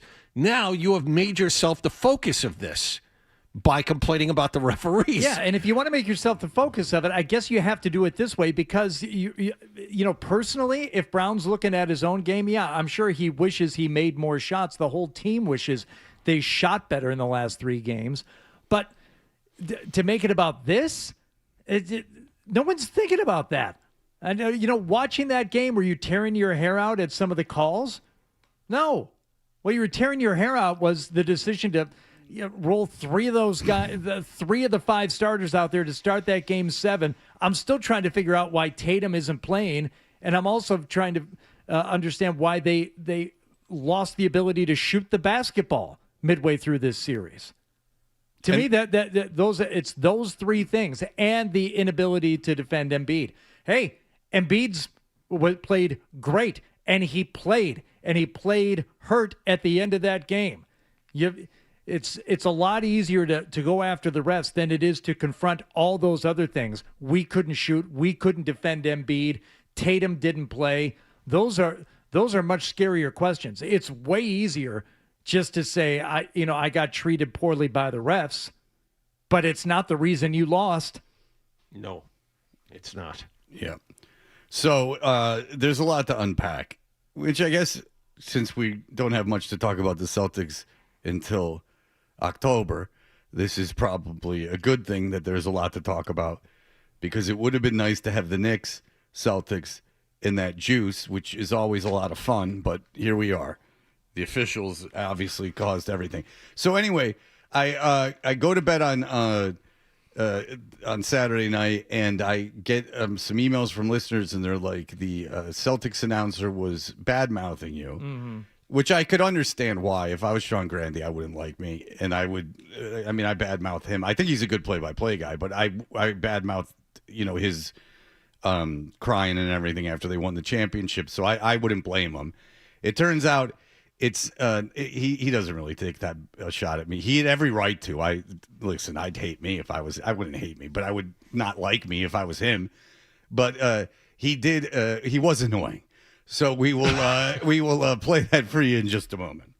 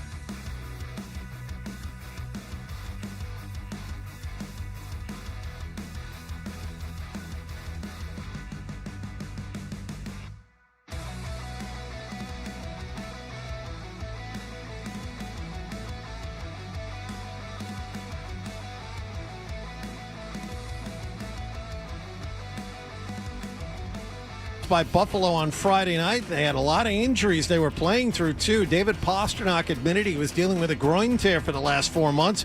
And Charlie McAvoy had a broken hand suffered in Game 2 against the Sabres. There was also a bad back for Elias Lindholm and a fractured foot for Hampus Lindholm, among a lot of other things. At the NHL playoffs, Buffalo is indeed through to round 2. They'll play Montreal next. Canadians beat Tampa Bay in Game 7 yesterday, 2-1. Out west, Colorado began their second-round playoff series with Minnesota by outscoring the Wild 9-6. As for the Celtics, they're done after dropping Game 7 at home to Philadelphia Saturday night. Jason Tatum had to sit that game out and said yesterday his knee problem arrived at the worst time. It was just kind of tough because, rehab was just going so well the entire time. And, I guess it was inevitable at some point that I was going to have to deal with something, and it just kind of came at the worst possible time. He added he would have played in the second round of the playoffs against the Knicks at some point after missing Game 7. Sixers, by the way, played the Knicks in Game 1 of the best of 7 tonight at Madison Square Garden. Last night, Cleveland took Game 7 from Toronto, 114-102. They'll play Detroit next after the Pistons blew out Orlando in Game 7, 116-94. After allegedly assaulting his private chef in early December, Stephon Diggs' trial begins this morning in Dedham District Court. And Houston beat the Red Sox in 10 innings, 3-1 at Fenway Park. Red Sox now off to Detroit to open up a 3-game series with the Tigers tonight. Sports Hub headlines are brought to you by Rodenhiser Home Services. Get your AC ready now. Rodenhiser's early season check is just $89. Schedule at Rodenhiser.com today. Rodenhiser Home Services, nice people, great service since 1928. I'm John Wallach on Boston's Home for Sports, 98.5 The Sports Hub. Your next update at 8:30. Diving effort. And he's got a breakaway. To the backhand. Throws it in front. Coming to the slot. The Sports Hub.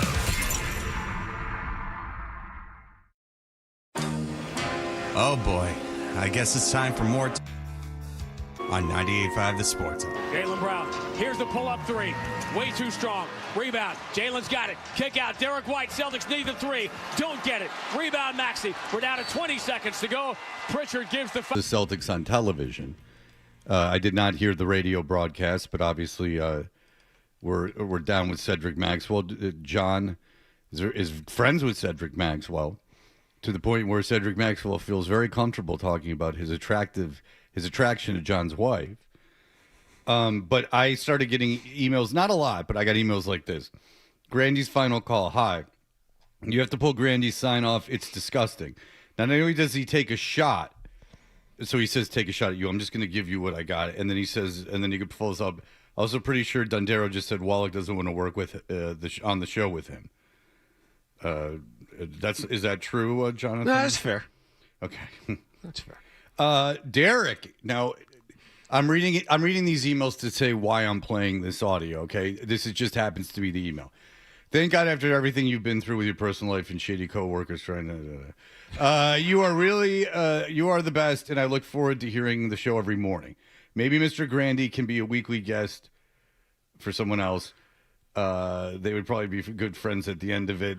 Listen to what he said about you at the end of the game. So I was prepared. I put on our Slack. I guess Grandy took a shot at me. We can play it at 8. And if Sean Grandy took a shot at me again, I completely understand why he wouldn't like me. I make fun of him, it would be his right. And my strategy was whatever the shot was to kind of just be like, I understand why you did that. Like, that was going to be my whole thing. Like, my plan, no matter what he said, was going to be like, fair enough. I'm giving you the joke I had written in my head. Believe it or not, I do think of things ahead of time. I do plan things out in my brain. I don't write them down. Okay. Well, no, I don't come in with a dossier of things that I'm going to say or quips that I'm going to make. But I do think in advance a lot of the things I'm going to say. So I didn't want to hear the audio. This is the way the show operates, at least the way I operate. I don't want to hear the audio beforehand. But no matter what he said, my joke was going to be fair enough. Because, again, I'm at least now not so insipid that I don't understand that if I make fun of someone a lot that they're going to not like that and make fun of me in return, as long as it's not a really bad joke or something that's like, whoa. I mean, he's got every right to do it. So the story, very briefly, is that Sean Grandy, after they won the championship game, started sobbing on the radio, and he, to the point where he said to Max that he loved him, and Max responded to that with, I have to pee. And then he repeated himself that he loved him, and Max said, I don't know about go pee. And then Max said, I don't know about that. Now, we've talked to Max, 50, 60 times since then, and Max always makes fun of it too. Like, not as much as me, but he makes little quips about it. So it turned out that, I said, if Grandy better be leaving this job, not fired, leaving this job for something else, if he's going to be crying because they just won the championship, what the hell are you doing making this about yourself? Well, it turns out Grandy didn't leave, and then he turned around and said on the air, made it sound like I was making everything up about him leaving, when John and I were in meetings about him possibly leaving. And the clowns on morning shows. And he has every right to call me a clown. I mean, he does. I make fun of him. That guy on the morning show. I understand why he wouldn't like me. And I think Sean's a really good play-by-play guy. But the reality is there was this idea that he was leaving the radio aspect and could be doing something else, to the point where John was going to leave the show possibly. I think every play-by-play guy, Fred, and again, yeah, he doesn't like you. Most people don't like you. But and further in Grandy's defense, I think most play-by-play guys end this season by saying things like, I love you. And I think you know that. I think that's that is true. How most of them sign off. Sosi does it at the end of every Patriots season. The Thunder Moneyball guy, I'm sure, said it. Well, you remember John Madden? We would get the telestrator and just put a heart and then right over Summerall's face. Yeah. And he would just give it to Pat Summerall. Thank you. So anyway, to kind of whatever he says about me is or the show or whatever is really not much. But this is we like to play these. This is Grandy after signing off for the season. After the devastating Game 7 loss and the devastating loss to the 76ers, which is really a shame. It would have been great if they played the Knicks. And here we go. A season that began on opening night in this building against the Sixers. And on that night, whatever anybody says now, whatever they pretend changing history, nobody picked the Celtics ahead of the Sixers at the start of this year. Okay, but the thing is that you spent the entire season making fun of it being a gap year, to the point where I think that he coined the term gap year. Sean might have even coined that term to stick it in everyone's face about how dare they not think they were going to be good. See, this is the problem. You can't do that. It's just so aggravating. You can't go, see, they're really, really good. And you know what? If you thought they were going to be good and no one else did, and they're good, congratulations. That's awesome. You saw something no one saw. You know a lot about basketball. But you can't ride that. Come on, guys. You can't ride that for 5 months. Then they lose and go, oh, yeah, but it was everything that you said. Like, no, you spent a year gloating about how genius you are and how wonderful the team is. Well, I don't know how, and again, I listened to this once, but I can't remember how he deals with this first round loss. A season that began on opening night in this building against the Sixers. And on that night, whatever anybody says now, whatever they pretend changing history, nobody picked the Celtics ahead of the Sixers at the start of this year. The season began, and everybody called it a gap year at the start, and then I started doing it satirically during the year when the Celtics just kept winning crazy games and putting up a crazy scoring differential, and the Celtics for 82 games played as a top 4 team in the NBA. That was the start, which is why a lot of us were not overly optimistic about what this team could accomplish, and it's funny that it sort of came back that way at the end of the year. I know there's going to be craziness. That's what talk shows do, right, for the next 6 months. There's going to be all of this conversation throughout the emotion of losing this series. That will happen. But at the end of the day, the Celtics still have Jaylen Brown, Jason Tatum. They still have Peyton Pritchard, because the expectations with Tatum returning healthy next year, it's what I kept saying all year, stop getting excited about this team and enjoy the house money year. No, you didn't. No, you didn't. No! You made fun of everyone for not believing in him. That's your whole shtick, is that everyone's an idiot. You stepped in it a little bit there. You step in it when you say, just enjoy this. This was house money. No, all year, talk radio, and we're not a hot take show. When he says talk radio, he's not even referring to us. If you're calling the gap year a gap year satirically, then you can't also say this was house money. You're either good, you believe they were good and they deserve to be where they were, or you don't. And if you believe they were good and you thought that early on, then it's no longer house money. It's almost a lack of intelligence. Like that you can, well, it is. If your whole shtick all year is his whole shtick is always how dumb everyone is, but him and the true believers, and how everyone is out to get the team, and they keep just in the face of that overcoming adversity. Like, that's his whole shtick. It's like a wrestling thing, in my opinion. It seems very wrestling, and he's super into wrestling, apparently, which is a sign of intelligence. And damn right it is. And so you satirically said gap year all year, making fun of talk radio, and great, you were right. Talk radio's wrong. But then you can't, when they lose, go, whoopsie-daisies. That was house money. Just enjoy it. You know that's infuriating. I'm not the only one who finds that infuriating. I wouldn't go so far as to say unintelligent. I would say disingenuous. No, but it's certainly disingenuous. But trying to get over on it is unintelligent. Well, he's trying to do it to truly unintelligent people like you. And for once, you didn't fall for it. But all season I was unintelligent. But then they lose, and now all of a sudden... Okay, so because you're smart for a day, so now you get to call yourself smart. He's been smart all year. He's way smarter than you. Yeah, but then he wants his cake and eating it, too. He wanted to be smart all year and then smart at the end, too. You can't have it both ways. No. You spend 82 games being smart. Fred Toucher, smart for a day. Fool for a lifetime. Tombstone. All right. Well done.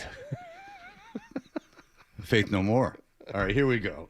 Because the house money's gone, and the expectations will be back on the Celtics' shoulders in October. Until they lose. And then they wasn't house money. They were a wild favorite in this series. Yes, they were. They were a wild favorite to go to the NBA Finals. They were the favorite in the East to go to the NBA Finals. Yeah. You want house money? Patriots. That was house money. Patriots, absolutely house money. Yeah.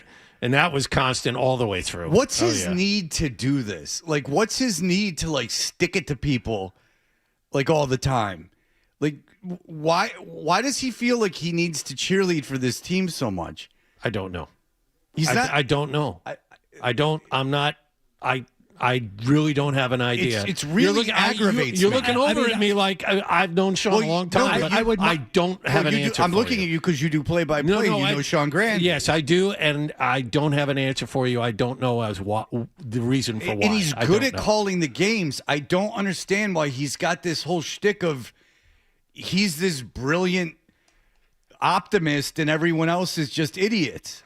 This is not the tone I wanted after the game. It's not the tone I want now. I don't want to think how bright and cheery everything looks for next year. Well, it doesn't. I need to process and work through how they were able to collapse and why they collapsed and why it went so poorly in the last 3 games of that series. That's the only thing I want to hear about and talk about right now. I don't want to talk about how, hey, man, enjoy this and buckle up for next year because, man, it's going to be good.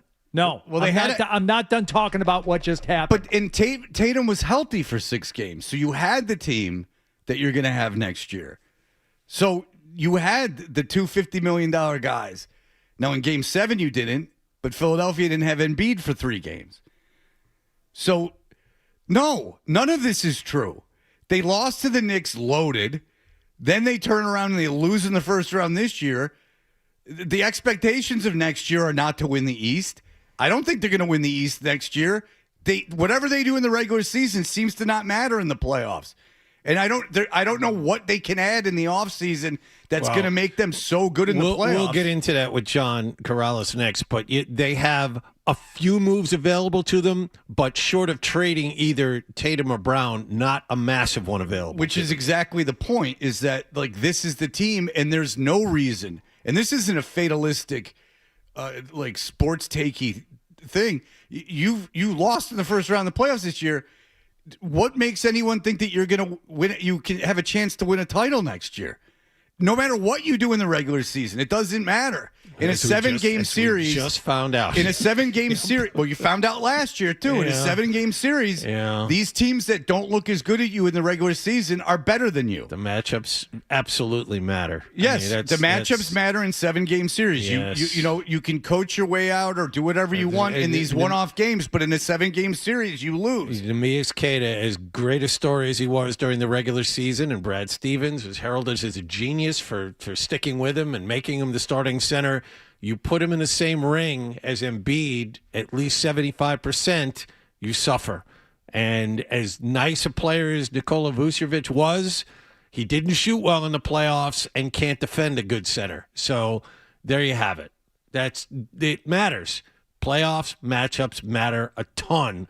And the players you have during the regular season are nice, but they're not ready for certain players in the playoffs.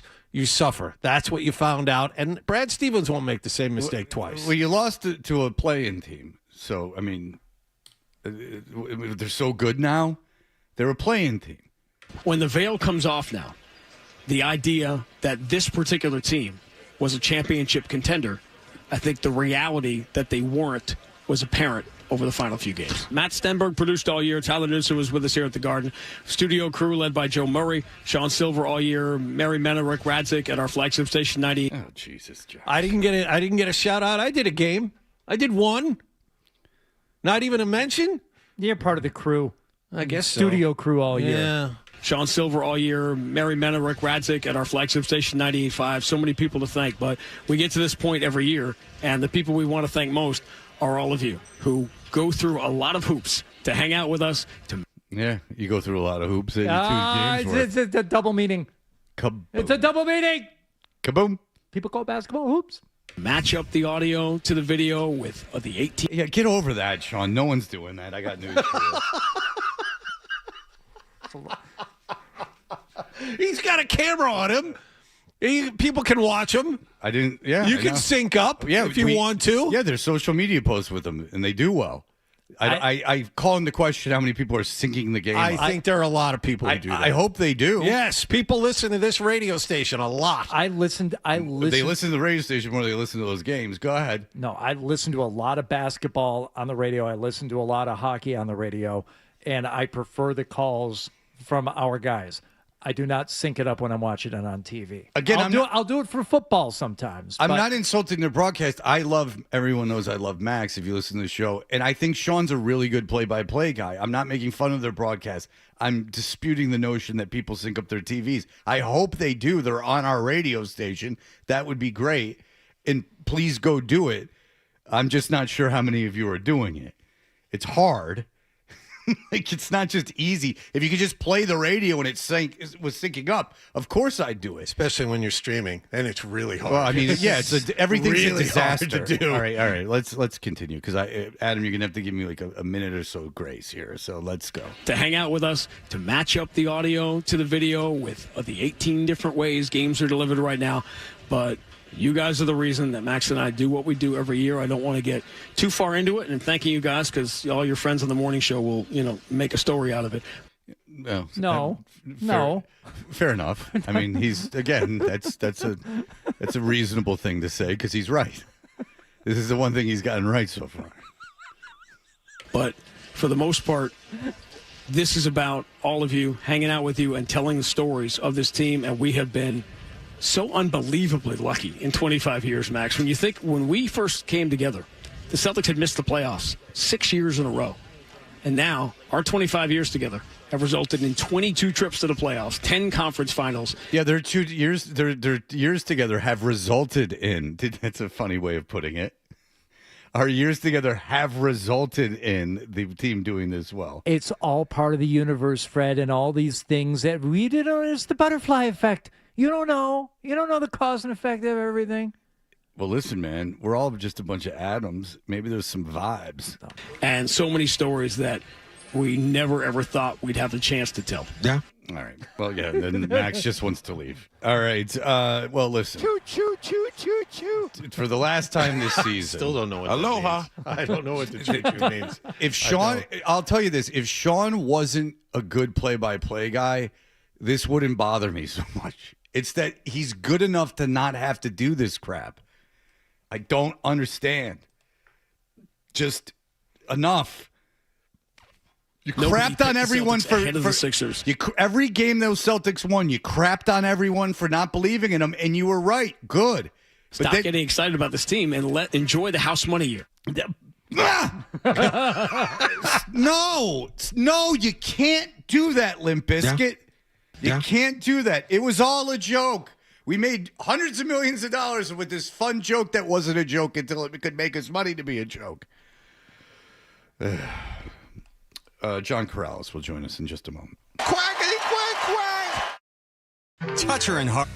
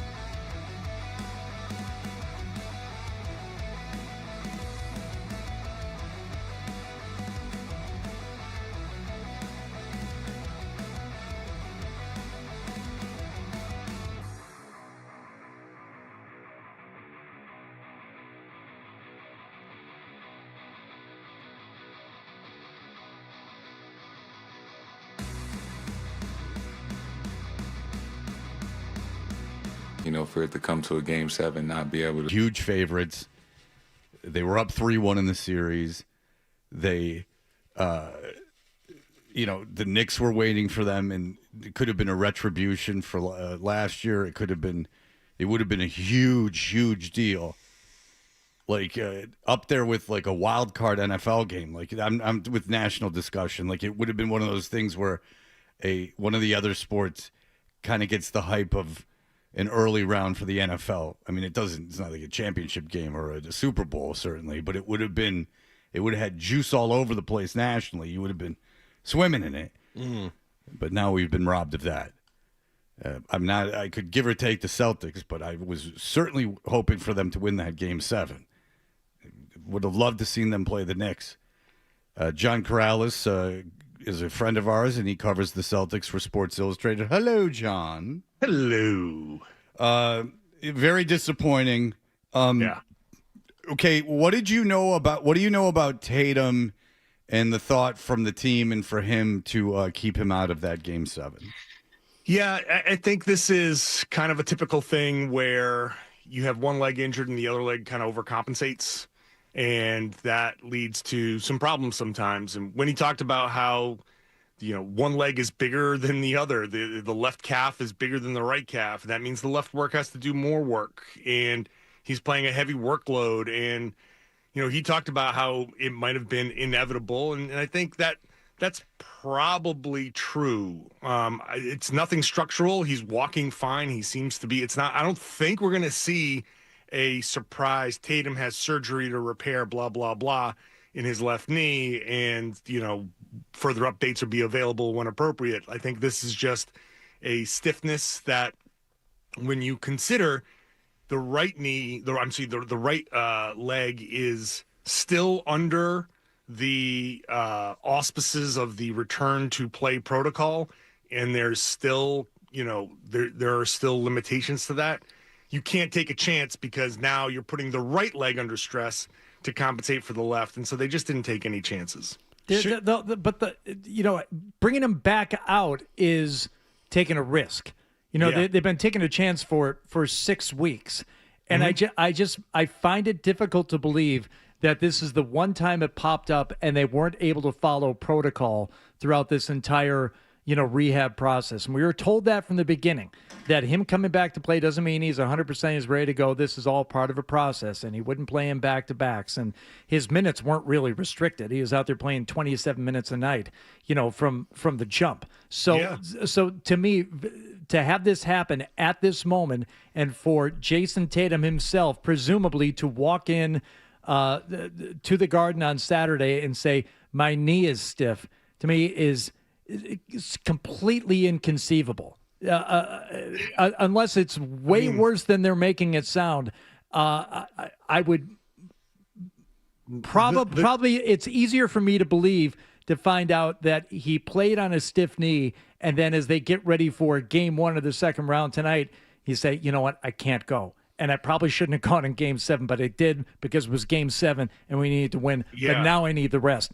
And that's how much easier does that sit with everybody, with the world, if that's how it played out? But that's how it sits with the world. It's not how it sits with his knee. It's not how it sits with his trainers and the medical staff. I mean, it is what it is. The timing is the timing. And I can appreciate everybody's desire to have Jason Tatum out there for a Game 7. I really can. But if they watched Jason crumble to the floor almost exactly a year ago, they don't want that to happen again. And so if he hadn't torn his Achilles and he came in and said, my knee is a little stiff, would they have gone out and played him? Maybe. Like that, he might have played a Game 7 if the other injury hadn't happened. Okay. But because the other injury happened, and still it hasn't been a year, and the right leg is still not capable of carrying the load for the left leg. Like the left leg is the one that was carrying the load for the right leg. So that was the support. And now you've lost your support. It's if the right leg was fully healthy, he probably would have played through the left knee, probably would try to figure out a way to play through the stiffness. But they have their testing, they have everything. you know that Jason Tatum doesn't want to sit out a regular season game. It takes a lot for him to miss a game 7. That decision was taken completely out of his hands. That was a medical staff decision, and they had their reasons for it. Okay, so Tatum doesn't play, and then you, as a reporter, show up and find out who Joe Mazzulla has starting for him. Yeah. Okay, so my argument earlier is you can kind of sort of make an argument for Garza based on what you've seen throughout the series, but you can't make an argument for the other two guys. What did you think about the starting lineup? And taking it further, what did you think about the shocking way they played those final 3 games?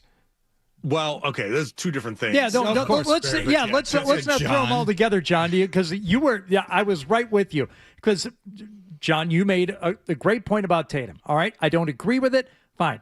How about that starting lineup for Game 7? Let's start there. Okay. Well, okay. So the starting lineup was a reach. Good luck. No doubt. It was a reach. I understand, I think, the concept of putting a ton of shooting on the floor and speed and effort, and like those were, I mean, it might have been a little bit of a message being sent too. Like, these were your highest effort guys during the regular season.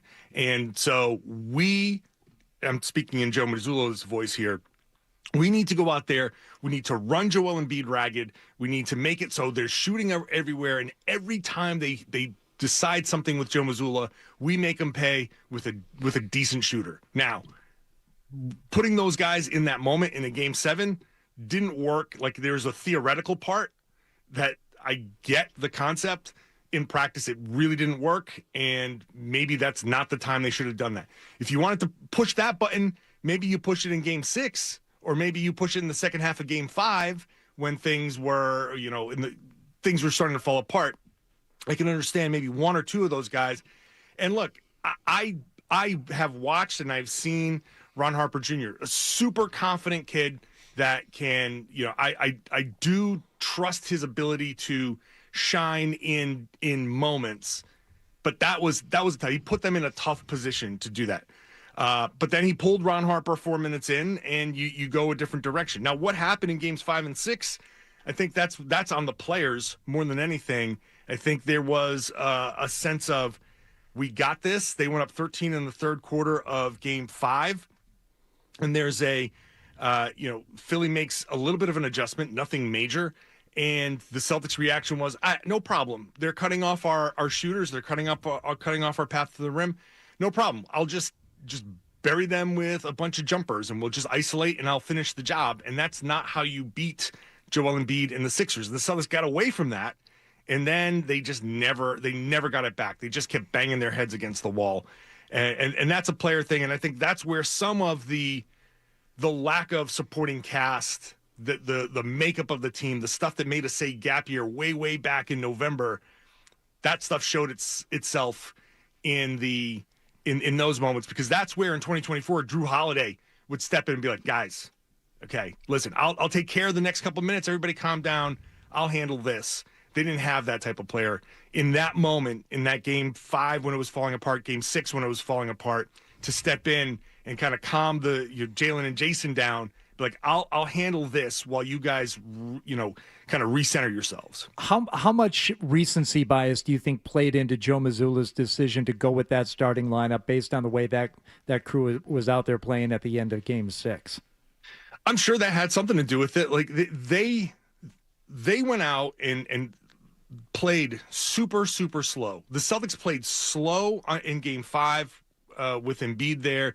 They played slow in Game 6 after telling us we got to play faster.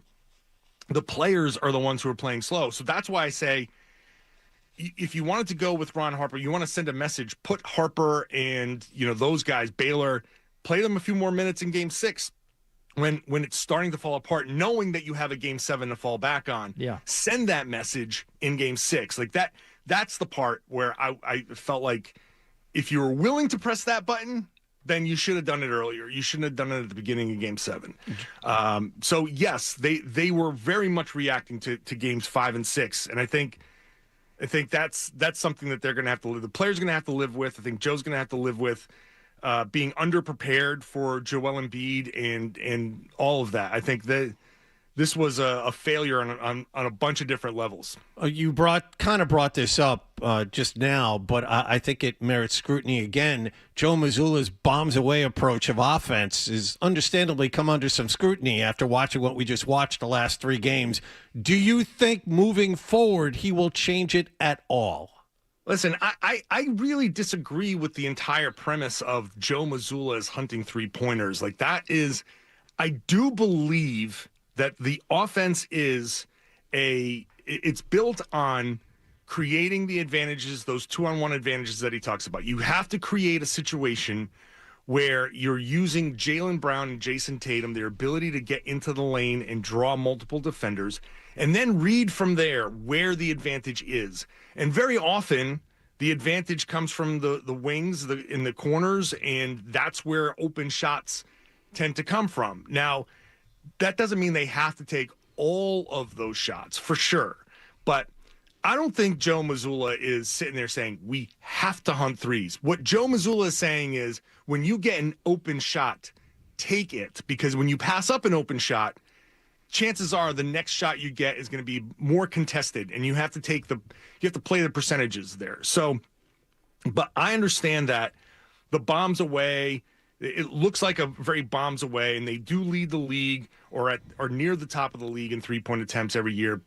But I don't think he sets out to say, hey, we need to take 40 or 50 threes in this. I think that's, with the personnel that they have, that's how it works out. Now, I do think that Tatum and Brown, Tatum especially, loves those pull-up 3-pointers, and he is not like he's a 40% 3-point shooter.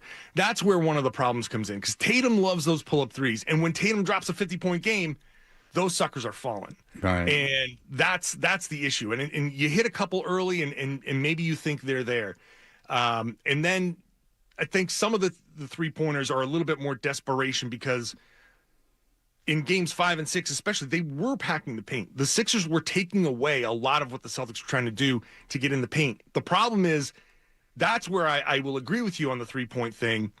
That's where the Celtics settled for the threes, rather than doing what they had done for a lot of the regular season was, oh, you're walling us off this way. That's okay. We're going to flip a screen here. We're going to do this, do that, and we're going to try and attack a different way. And even if they do end up taking a 3-pointer, it's more of a drive and kick 3-pointer versus a contested pull-up. So I think, we could talk for hours on that philosophy. I disagree that that's what Joe's main philosophy is, but I understand how people think that, because that's where a lot of the open shots end up coming from in his offense. Yeah, and it just was manifested itself in such a terrible way at the end of that game 7, or in the end of the last couple games. It just when nothing's falling, it just looks desperate, and it doesn't, and it looks kind of haphazard, and doesn't look like much of a plan. Obviously that's not how Mazzulla's a really good coach. It's not how he draws it up, but I mean, recency bias. It looked pretty bad.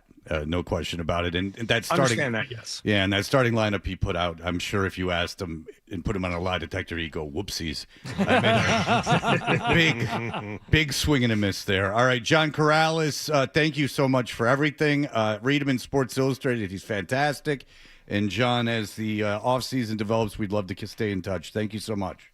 Absolutely. Thanks, guys. All right, so we will be back. If you're on hold, stick around. We will answered him like a real phone guy. Didn't have to jump on him at all. I've been pretty I like that there's something to talk about today. It's unfortunate this is it, but I do like that there are sports and that there is a definite opinion to be had. Live it up while we can, so we will do that. Here are the headlines. Sports Hub headlines. Bruins players met the media one final time yesterday and disclosed all the injuries they had during their series against Buffalo. David Pastrnak admitted he played through a groin tear.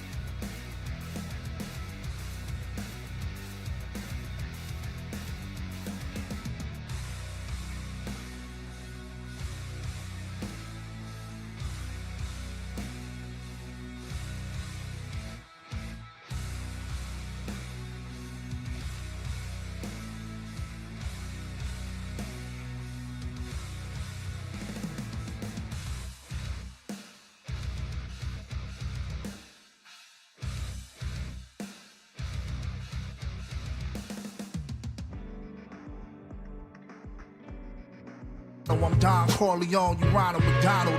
Meet me at the live show. I consign your vinyl. We got 'em We all. are Toucher and Hardy. We'll take some calls. Stanley, go ahead. Gentlemen, how are you on this beautiful Monday morning? It is nice. Yeah, my kid liked it to the point where he didn't want to go to school after I just dropped him off. But let's get down to the nitty-gritty, boys.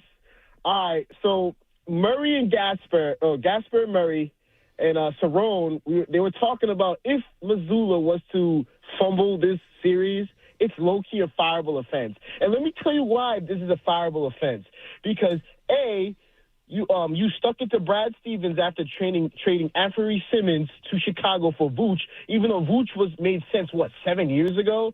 The second point that I'm trying to make here also is that the fact that I've come to learn that as much as outside teams or outside fan bases make fun of Tatum, I realize in Missoula's offense how important Tatum is because he balances it. Like the whole point you guys made about, hey, people are focusing on Tatum or Brown, whatever it is, and he was able to distribute the ball in this series, almost averaging, 8 or 9 assists a game. But the third thing is, too, is just like you guys said in the start of the season when the media were giving Missoula crap saying, and I quote, hey, are you by any chance going to change your offensive approach when it comes to the season? Are you going to stop shooting threes? And the guy from the Murray show said, the lie detector said that was a lie. And the fact that they kept doing the same BS, look, what happened in game 4, whatever game they killed them by 30, they were attacking the basket using mid-range shots. Pritchard was more involved. Pritchard barely even played the second half, which I just couldn't understand why. And also, too, it's come to my conclusion that Joe Mazzulla is not a good coach because you said it, Maserati said it, Murray said it, Holiday and Jaylen Brown against the Utah game this year, they were making adjustments or calling timeouts when it was needed because Missoula couldn't even do that for some odd reason. Right. All right. So suffice it to say, is it a fireable offense for Missoula to lose the series? No. But NBA coaches get fired quick. And the thing is that I don't know if they lose in the first round next season if that's not on the table. Yeah. Because that's 3 years in a row. Sure. You got two $50 million players. Sure. I mean, obviously, it's not a fireable offense this season. No, but it puts him on the clock. I agree with that. Right. I agree with that. He's a very good head coach considering for the regular season he got 56 wins out of that roster. Without Tatum, with Demias Quedas as starting center, with Garza getting big minutes. I mean, there's a lot to be said about how this team overachieved during the season. Yeah. And Missoula is a big reason for that. Absolutely. But they lost in the first round of the playoffs to a play-in team. And then, if you this has changed. You lose like this, it changes everything. If you don't, go ahead. No, I would say with that roster, you'd say, well, you gotta play a different way in the playoffs. That roster is not great, and maybe they didn't have the ability to play a lot of different ways. Fine.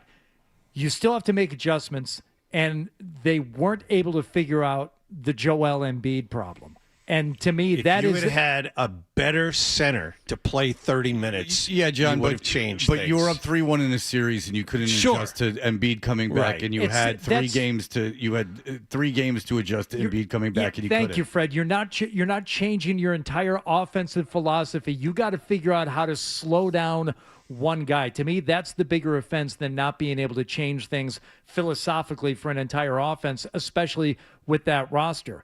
And I would point once again the decision to start those guys, even if Harper's only out there for 4 minutes, you spot those guys 9 points to begin that game 7. You give them the momentum. You give them all the confidence they need for the rest of that game. To me, that's more.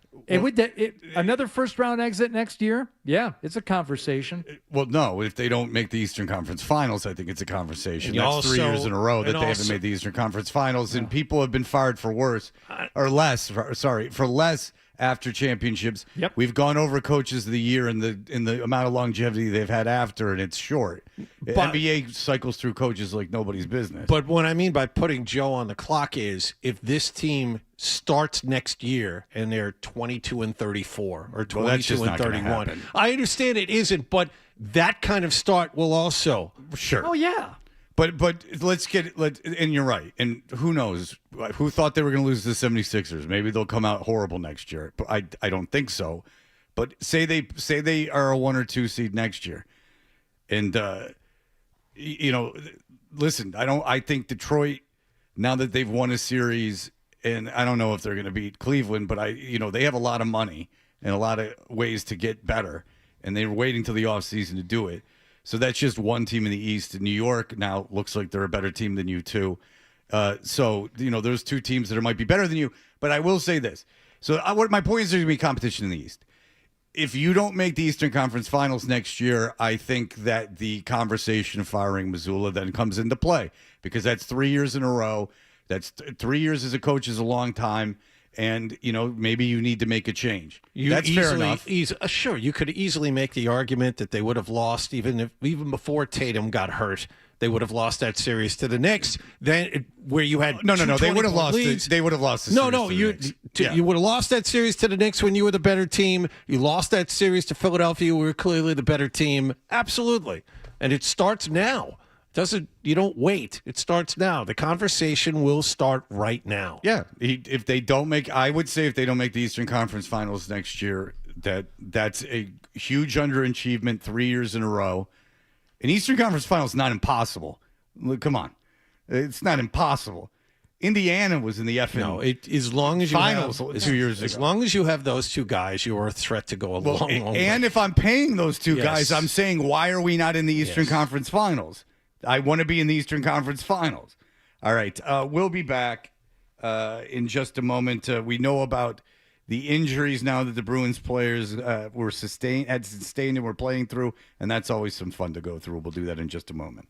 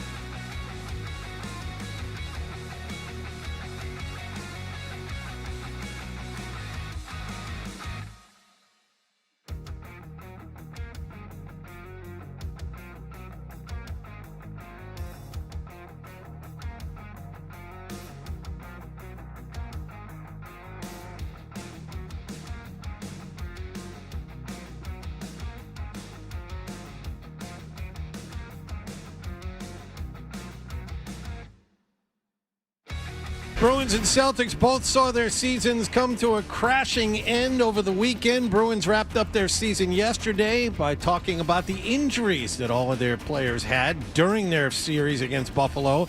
David Pastrnak told the media he was dealing with a groin tear for the last 4 months. And Charlie McAvoy added he had a broken right hand suffered in Game 2 against the Sabres.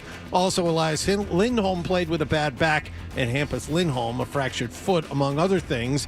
At the NHL playoffs, Buffalo through to round 2. They'll play Montreal next. Canadians beat Tampa Bay in Game 7 yesterday, 2-1. Out west, Colorado got 2 goals and an assist from Cale Makar. They began their second-round playoff series with Minnesota by beating the Wild 9-6. Now to the Celtics. They're done as well after losing Game 7 to Philadelphia on Saturday night. Jason Tatum sat that game out and said afterwards, yesterday, he would have played in the second round of the playoffs at some point. Thanks to his sore knee, the Sixers will visit the Knicks for Game 1 of the best of 7 tonight. Last night, Cleveland won Game 7 from Toronto, 114-102. They'll play Detroit next. They blew out Orlando in Game 7, 116-94. After allegedly assaulting his private chef on December 2nd, Stephon Diggs' trial will begin this morning, and Houston beat the Red Sox 3-1 at Fenway Park. Sports Hub headlines are brought to you by Awaken 180. Reach your health and weight goals with Reclaim by Awaken 180. A 10-week medication-free plan with weekly results and a finish line. Awaken180weightloss.com. I'm John Wallach on Boston's Home for Sports, 98.5 The Sports Hub. Your next update at 9:30. You actually coaching the game, or it's just that is. I feel so strongly about that. I can't even tell you. Boston talk sports here. What do we got? The sports.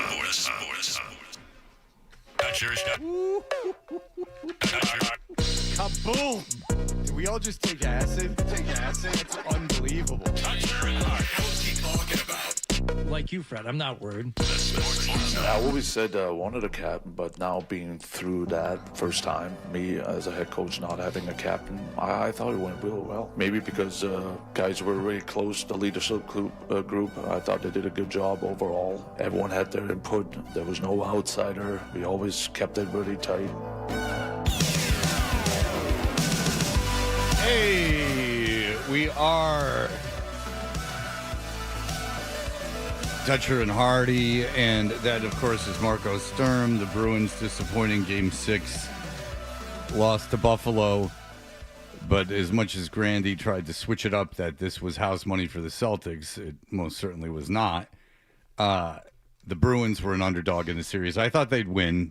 I thought that Buffalo's lack of experience and Bruins' sandpaper style would be better over the course of 7 games, but it did not end up that way. I would say collectively for this group, we all thought at the very least they could win. Yeah. Maybe you're the only one that actually predicted a series. I underestimated how good Buffalo was. I just assumed because everything seemed kind of jammed up in the East and that the Bruins had success against Buffalo in the regular season and again that the Bruins are so heavy that would, which they didn't really play like, but if they were in theory that heavy that they could kind of beat down and demoralize Buffalo, and then Buffalo would get tight. And, I thought it would go 7 games. Obviously I didn't think the Bruins were going to sweep them or anything, but I thought it'd go 7 games, and then maybe Buffalo at home is tight. The Bruins have roughed them up a little bit, and the Bruins take advantage of that. That is the fantasy in my head. That's the way that it played out. It did not work out that way, obviously. It's hard to be, furious about it. The Bruins actually were not supposed to be good at all. They were not supposed to make the playoffs. The season far exceeded expectations, and at least you got some playoff hockey. It's still very disappointing, and there was no excuse for that 4-0 period, and that kind of puts a damper on things. Just to play that poorly in a home NHL playoff game is really inexcusable, and tightened up that crowd, and it wasn't good. But it is interesting. I don't know if you guys have heard this, but some people say the hockey players are tough. What do you mean? They think that they're able to withstand more punishment than other players of other sports. No, yeah, but not like compared to baseball or something like that. I've never heard that comparison made. Well, the thing about baseball is I think you underestimate the throwing problems. I think that you think that you can just play through them when that could easily end your career. Like, it's a very delicate thing, that arm. So it doesn't seem like, they're not playing with cracked ribs and punctured lungs and stuff. But if someone tells you, like, hey, you could blow your elbow out if you throw it anymore, you go, yeah. Take some time off. Everybody's a big baby compared to hockey players. Well, that is period. true. But That's it. If you could ruin your career one pitch, I'm not doing it. But all right, nonetheless. Don't throw that pitch. Yeah, exactly. That's my point. Don't throw that pitch. Throw it. Yeah, exactly. Don't throw it. Don't cry about it either. If Crochet's has arm soreness or his shoulder's swelling, I say, you know what, young man, you sit down until that swelling goes down. We do not want you to tear a labrum or screw up your rotator cuff. You just stay right where you are. So anyway. The Bruins met with the press after, it's when they're getting out of the locker room, whatever the hell they call it. I don't remember. But nonetheless. The room. We just call it the room. They're cleaning up. They're cleaning out the room. Yeah, there's some some name for the day, but I don't that people call it, but it doesn't really matter. I'm just pointing out my own ignorances so I can praise myself later in the show and even it out. All right, so... Well, it is announcement of injury day more than anything. It certainly is, and it's always kind of fun to hear. Now, Hardy, you have it all right there. You lead us. Yes, here we go. We'll start with Charlie McAvoy, who, of course, is going to be looking maybe at a suspension to start next season after the... Yeah, maybe. Okay. Overhand, two-handed slash after he was slew-footed into the boards. And it didn't work out for him the way that he maybe thought it would, considering he was getting mocked on the way off the ice by the man that he slapped. Laughed at afterward, yeah. Yeah, it didn't really work out, but I understand why McAvoy did it, and we'll find out. We can explain more after you hear what's wrong with him. Do you have anything planned as far as dental work, or what does the offseason look like in that aspect? I gotta get some stuff done right now. I broke my hand in game 2, so I gotta go. I got that appointment tomorrow. I got some MRIs, and then I think that's gonna a couple days. I gotta touch them all, so Peacock's on the list, and see what kind of dental work planned for that. So some makeovers this summer. Broke his hand in game 2. All right, so and his face was all swollen after he got that elbow to the face that was not further punished. And so, yeah, his mouth has had a hard time of it. If he went full cage, I wouldn't blame him. But Zach Benson is the pest that slew-footed him. And slew-foot, we'll all agree, if I'm a hockey player, I'd much rather get slashed than get a slew-foot. Yes. Because a slash hurts. He didn't do it to his head or anything. I'd rather get a slash to the head than I would to get slew-footed, because at least a slash to the head, it hurts and it's bad, but at least it can't end my career. You can't slew-foot a guy. And so if you don't know, Charlie McAvoy was slew-footed, and now we know why he slashed him, is because he had a broken hand, and what's he going to do? Mm-hmm. And so, he can't go up there and start beating the hell out of him because he's got a broken hand, so you slashed the guy. It didn't do anyone any good. It ended up kind of backfiring because, again, Benson just sat in the penalty box making fun of him, and it just added kind of insult to injury more than anything else. It didn't look like it really hurt him. You would like the league to go like, let's just forget this happened. There's a long layoff. Maybe you don't have to suspend the guy, but if you get suspended a couple of games at the beginning of the season, who cares? Who cares? Here's another player. We're dealing with another injury. I broke my back. Oh, no, that's... No. That's not right. My back is broken. Okay, oh my... What is that from? It's Jim Gray talking to Mike Tyson. Yeah. Oh, okay. Yeah. Spinal. Okay, thank you. You broke your back? My back is broken. Okay. Yeah. What do you mean? Is it a vertebrae or spinal? Okay. It's one of those rare spinal back breaks. Very good. I broke my spinal cord. Wow. That's right. I'm paralyzed. David Pastrnak dealing with something. I did have injury one, yeah. I think it's just a little groin. I don't know what they call it. It's tear or torn. I don't know the difference, so don't make much of it. But yeah, so I had that in November. I came back a little earlier. Kind of battled mentally a lot with that as a player, because with the stride, remember that pain for a while when that happened. So I struggled with that a little bit. It's funny because you always think, in a way, like, oh, it's good for them that they get this time off now. They can heal and get the necessary surgeries. And then you think, well, next year it's just going to be the same thing. They're going to be playing with something else.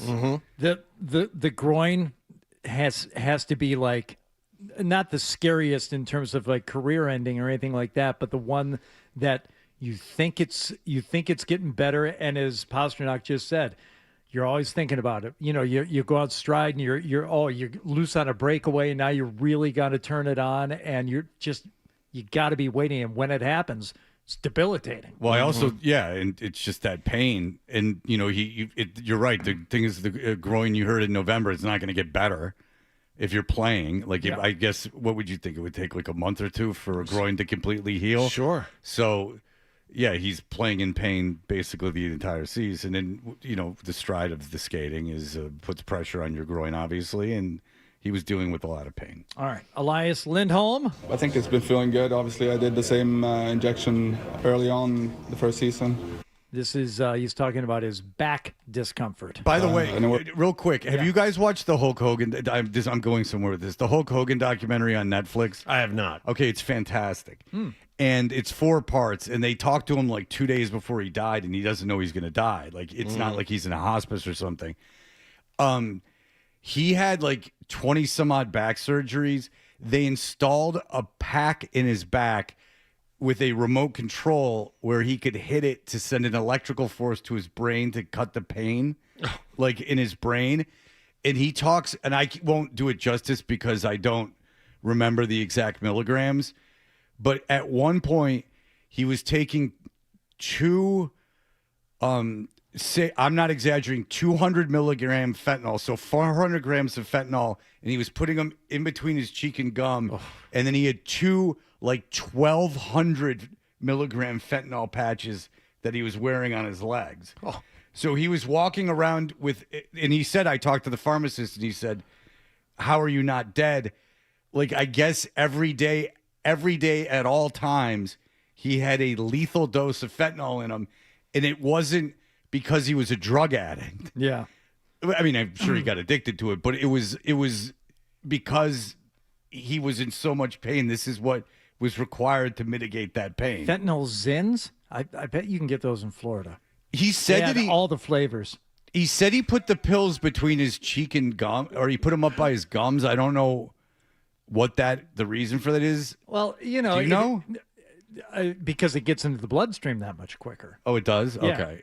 I know it's under your tongue. It's like when Johnny Cash got attacked by the ostrich, and he had been clean and sober for years, but he was went in the hospital because he's got this horrific open wound in his stomach. The thing like kicked up and slashed his stomach open, and he started getting hooked on the pain pills again, and he started hiding them, and he hid them underneath the dressing of his wound, not knowing that the package was dissolving. Being absorbing. Yeah, it's just like, oh man, so they go in to look at him. It's like, this guy's stoned to the bejesus. Like, and it wasn't because he was swallowing the pills. He accidentally started ingesting all of these pills because it was just absorbing right into the bloodstream. Well, I'm sure when you guys were in high school, there was a kid in quotations that had a sheet of acid in his pocket, and then it rained, and it all like went in.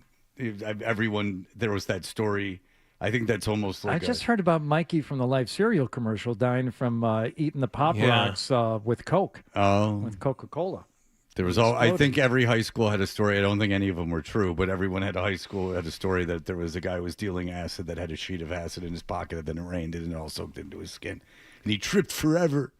All right, go ahead. All right, Elias Lindholm. And it worked good and didn't have an issue at all. Felt good coming in. And then, obviously, I don't think the bus trip from New York that day was probably too much for my back. So, it is what it is. But just got to, couldn't take a quick bus trip. His back's been bothering him now for 2 years. Only 5 years left on that contract. Oh, and you know what else contributed to the back discomfort? I mean, looking back at it, I think the face-off happened and he kind of pushed me a little bit, but it was kind of the twisting motion a little bit. That I don't know. After that, it was. That's good. From the Olympics. Oh, that's really good. Yeah, it was tough. I think Olympics was a thing you kind of been looking forward to go for a long time and try to do everything you can to be there, but did the injection. Yeah. I know I'm in the minority, but I've felt this way forever. They should not be playing in the Olympics during the season. It's in this kind of sport with this kind of injury risk. I don't think you're in the Maybe minority. not, but every single player disagrees with you. They want to play in the Olympics and the Worlds more than they want to do anything else. More than they want to win a Stanley Cup. Yeah, and it's great hockey to watch. That's the other part of it. But the thing is that I like of 82 games. But I like the Bruins, I know. I want the Bruins to win the Stanley Cup. I don't care if they win the gold medal. McAvoy having a gold medal means less than nothing to me. Sure. But I pay money to see the Bruins. I want the Bruins to win the cup. I am in the minority because I got no pleasure from the United States winning the gold medal. I thought it was a great, great game. I had pleasure watching the game, but the result of the game gave me no pleasure. No. Now, if the Bruins, if any way that Olympics affected the outcome of this series, that does bother me because I like the Bruins. They're the team that I like every year. Not to mention that you find yourself, if you're rooting for Team USA, you're rooting for guys from the Florida Panthers to play well. And you're rooting against the guys that you root for every other night of the year, which is why I don't root. I don't root for the Olympics. I'll watch the games, like you said, John, because they're good games, but I don't get emotionally invested in it. It runs counter to what you're doing the rest of your hockey viewing. By the way, I mean, again, he's got 5 years left on this contract. The Olympics are going to come around again. He's going to play again, and he's already got the bad back. He got Sweden. It's already got the bad back he can't shake. So he might not make Sweden's team in 4 years. Maybe not. No. Sweden's not like Sweden's got a pretty deep talent pool. He'll be older. He's not that good. Well, he's not. I know that. But the point is, not like a great player. I that, know. Like, oh my God, you're paying him $7.75. Yeah, I know, but you're paying him. It was a bad contract, John. No one's arguing that contract. Yeah, I don't think that if you asked Sweeney if he would do that again, he would say yes. Let's list these things off. Bad contract to start. He injured his back before he started playing for the Bruins. Still has the back problem, which he tweaked during the Olympics. He's not getting better. He's going to have this next year. I mean, this is awful all the way around. And by the way, in the Olympics, call me foolish, but it's hard to work up a good hate for Sweden and Canada. Oh, damn Swedes. Canada's pretty easy. Not exactly the they're awful. Pretty easy. Yeah, they're the worst. Terrible people. Yeah, they're just the worst. Like when it was USSR and it was mutual assured destruction. Yeah. Well, the Canadians are annoyingly pleasant. You can't live like that. Yeah, it's hard for me to go like Canada. I don't like you. Like I have no rivalry with them personally. I don't have anything. It's all at hockey. Sweden's the more interesting one. You don't have to think about it for too long. You can find things to hate about Sweden. Well, the women are all too uniformly beautiful. Well, it's like Jim Jeffries said. They were practicing, genetic cleansing as recently as the 1970s. But he also says you can't argue with the results. You look at those people. But I didn't know they were going through genetic cleansing. Well, let's just say if they were put me on the spot, I don't know anything about if there were undesirables, in their mind, born into the population, they would, correct things. Well, I'll have to do more research on that. I'm a lot of Nazis in Sweden too. Watch Girl with the Dragon Tattoo. That's how I learned about history from films. If I want to see a girl with the dragon tattoo, I'll just open up my shaggin' wagon and see her in the back. Hey, now. Lounging, waiting to get her reward. A night with the tea. All right, Elias Lindholm, not that good anyway. Speaking of, let's hear from another Lindholm. Hampus, what were you doing? Wait, he got hurt again? Had a little small fracture in my foot there around Christmas, so that's kind of been a little something that's nagging me a little bit, but it's starting to heal up now. Around Christmas? How come he's the one I don't believe? So I can kind of get back to that final process of hopefully have a full summer of training normally. Right, so you can get hurt in the first game. I don't know how you do it, but they have to unload. They have to unload him somehow. I don't even know if it's possible. It probably isn't because he's been wildly overpaid. But man, every year, multiple times a season. Yeah. He's got bad luck too. He gets hit by a puck and is out 3 months. You remember the leg injury? Oh no, yeah. I mean look. No, I'm not calling out his toughness. I'm just saying he gets hurt all the time. Yeah. It's not. I'm not saying it's his fault that he just gets hurt all the time. And if anything, he's got just bad. He's like Ziggy. He's got bad mojo. Yeah. One last one here. Victor Arvidsson. Yeah. This is impressive. Broken rib and a little puncture on the lung, so it was hard to he didn't kind of play. come back and that quickly. So it was Bergeron did. Unfortunate, but part of the game. Bergeron played with it. Probably wouldn't have played Game 7, though. I don't think. We'll ask him. He was at Baja Mar. What do you ask him? Well, it's already happened, and I didn't Oh. see him. Everyone else did, but I didn't see him. Oh. My daughter and I just sat around going, Bergeron. He'll be at gin sometimes. He'll be having a meal. Nice. Yeah. But I don't say anything to him. No. Because I know he would see me and go, I think I've seen that face before. I know. Because I hosted events with him once a year for many, many years. But I'm not sure he could place it. Or what feelings he would have about it. Oh, I was really tough on Bergeron the way that I worshipped him and glowed about him on the air and made up stupid nicknames for him and have bobbleheads of him. Yeah, it was all. If anyone in the world shouldn't have a problem with what I've said about them on the radio, it should be Bergeron. Do you have a pet name for him? I called him Rafters. Oh. Yep.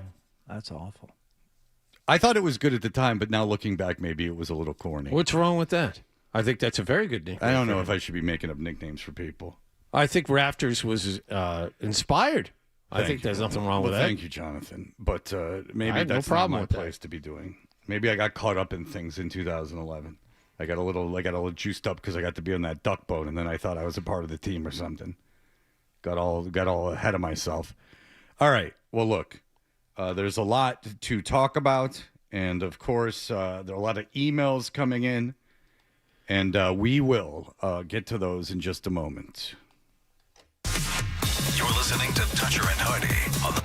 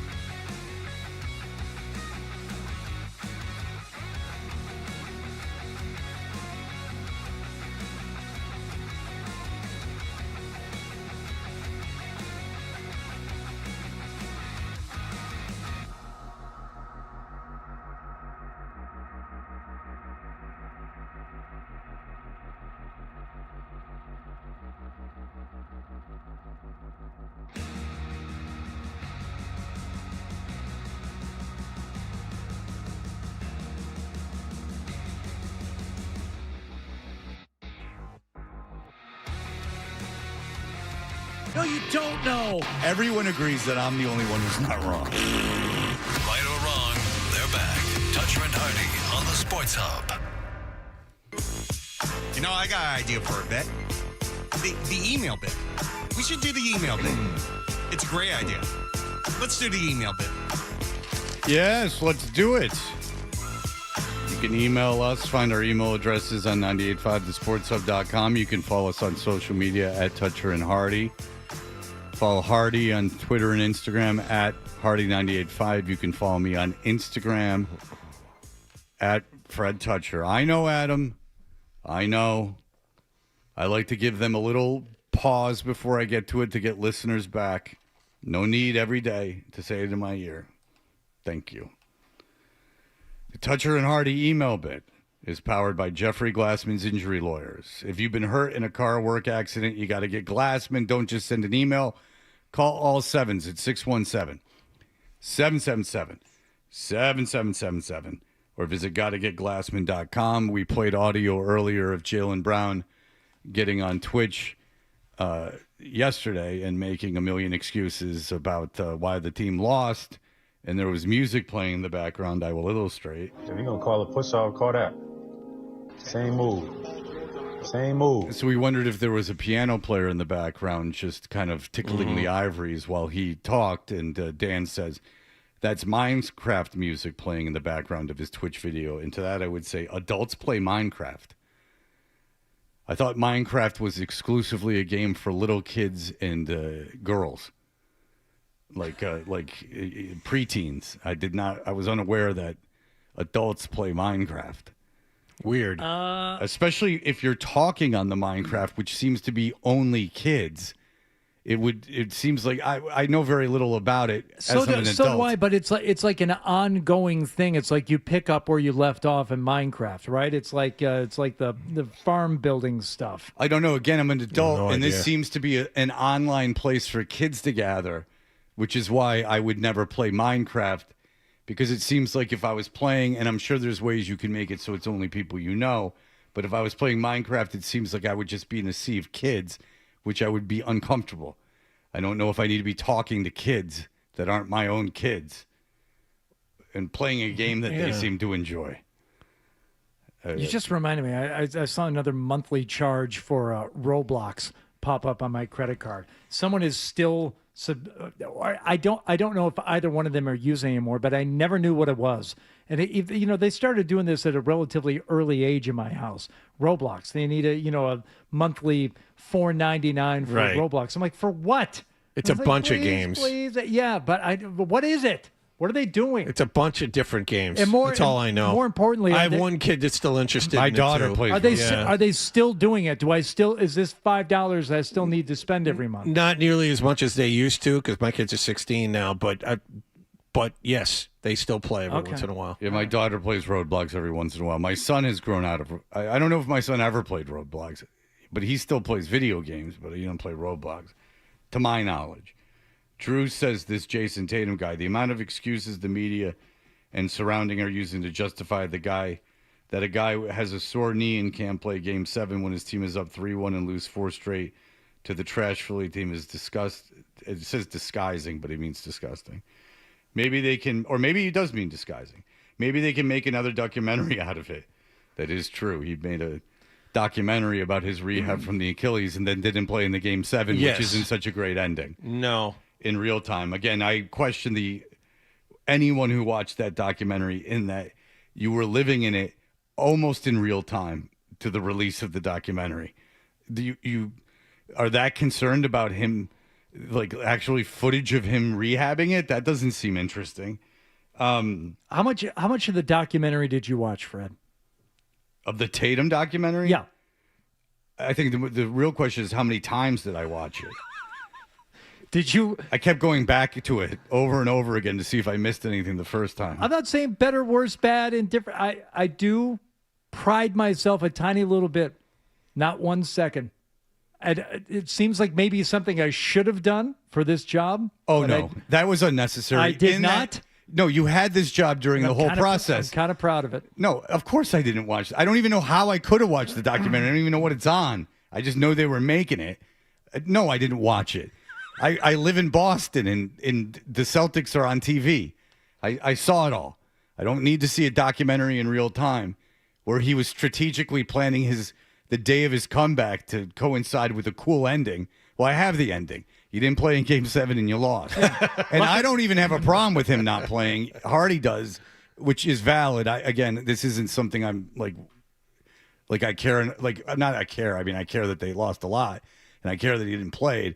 But my opinion of him not playing is so set that I feel the need to debate it. And John Corral has had the most reasoned, logical, fair-minded assessment of it in his, I'll call it a defense of Tatum and the team's decision for him not to play. And I still don't agree because I reject portions of the premise that it's it's part of the process. And at some point, if that one knee starts to go, then it's a compensation issue and you could injure that, blah, blah, blah. I find it impossible to believe that this is the first time he experienced stiffness in that knee, as he has been favoring that knee since he came back. And that's all part of it. So this is it. This is the one time it popped up. Or was it just the ultimate last chance at preservation for next season? And you know what? Maybe he was more serious this time. Enough already. Hardy. Maybe he was more serious this time. I don't believe it. Our friend Timma says, and then that's your fault. That's your problem. I'll leave it open for you two. Timma says, today was John's big day to recap the Celtics' demise. I'm happy for him. Now he can shush for a few months. Look at Timma. That's not nice. No, we're going to talk Red Sox. Oh, don't you worry. Why don't you read that? Lots of Red Sox. I don't know. I'm a meanie. We'll lots of Red Sox. We'll get to that. We'll get to off-season stuff with the Celtics and the Bruins, free agency. And then we get to the summer. Then we're really flying high. I am very disappointed the Celtics aren't playing the Knicks. There's a lot of juice to that. I've said it a million times today. I don't mind when teams aren't playing. It's fun for me. I like screwing around. But it really would have been nice to have that. Obviously, I wanted the Bruins to move on, but they're just not a very good team. The Celtics-Knicks series would have been a lot of fun because, again, Knicks-Celtics series get the kind of attention like a wild card NFL playoff game gets, which is big and huge for one of the sports that's not the NFL. Considering how poorly the Celtics, suppose they somehow figured out a way, Pritchard makes that three from the corner at the end of the game and they win and they go on. How confident would you have been that they could have beaten the Knicks based on the way they looked recently and how they looked last year against this team? I would have put it 60-40 Knicks. I would at least. Yeah, I think, but I would have said 60-40 Knicks. I would have expected the Knicks to win, but not confidently enough to pick it either way. But that's the thing. You could have talked yourself into the Celtics winning because Thibodeau's not there anymore. The defense won't be as good. The Knicks aren't nearly as good. You can make the argument this year as they were last year, regardless of how they looked against Atlanta. Celtics are really, really angry about the way that the season ended last year, and they're going to overperform. But I think the Knicks would have been favored in this, and I think they would have been favored in 6. Again. Oh, I don't think so. I think that's no. I don't think so. I think they would have been favored. Recency bias. I think they might have been absolutely. favored. Yeah, you're saying if they would have won, if the Celtics went to 7 and won Game 7? Yeah, if they had beaten Philadelphia in Game 7. In 7. I think the Knicks would have been favored to win in 6 games. They might. I don't think. Would 6. you pick? Maybe 7? Would you pick Knicks on a 60-40 split before the Celtics started collapsing in this last series? No. Oh, okay. No. Then I would have put it 60-40 Celtics. Yes. Yeah. Celtics would have been favored if they had taken care of it in 5. I would have gone Yeah. 70-30 Celtics if they had just. Well, they lost to them last year is the only reason that I would have thought that there's more than a puncher's chance for the Knicks in that series. I would have thought the Celtics would win, but I would have thought that it would be a good series. They lost to Philadelphia, though, in the first round, a play-in team. You got a couple of emails about this morning, directed just at me and one that's to all of us. Now that the Celtics and Bruins are both out, does that mean more shooting the breeze? Well, summer is if you like shooting the breeze, summer's harvest season for shooting the breeze. So, we'll harvest some Fans want to know. breezes. People are emailing in about this. Oh, yeah. I mean, first of all, I have to prepare for it, which it takes a long time because I have to, figure out how to take calls. So it's very labor intensive on my part. Well, you got a phone there now, so you should be fine. Right. Yeah. When Hardy's on vacation in the summer, we'll shoot breezes like nobody's business. I don't like doing it when everyone's here. Mm-hmm. It's for special occasions. Yeah, I see that one. And not Gary Tango, he was asking about shooting the breeze too. So shooting the breeze. Controversy. All right. It's all house money at this point. Stop getting excited about this team and enjoy the house money year. Oh, my God, dude. The whole year about how dumb everyone was for not thinking the Celtics were going to be good. You're so dumb, you're so dumb, you're so dumb. And then they lose, and then it's like, well, you should be happy that they played this way because they shouldn't have been winning. Well, no. You really can't do that. You can't disparage the invisible enemy that you're always fighting on these broadcasts, Sean Grandy. This invisible enemy that dares to doubt the Celtics.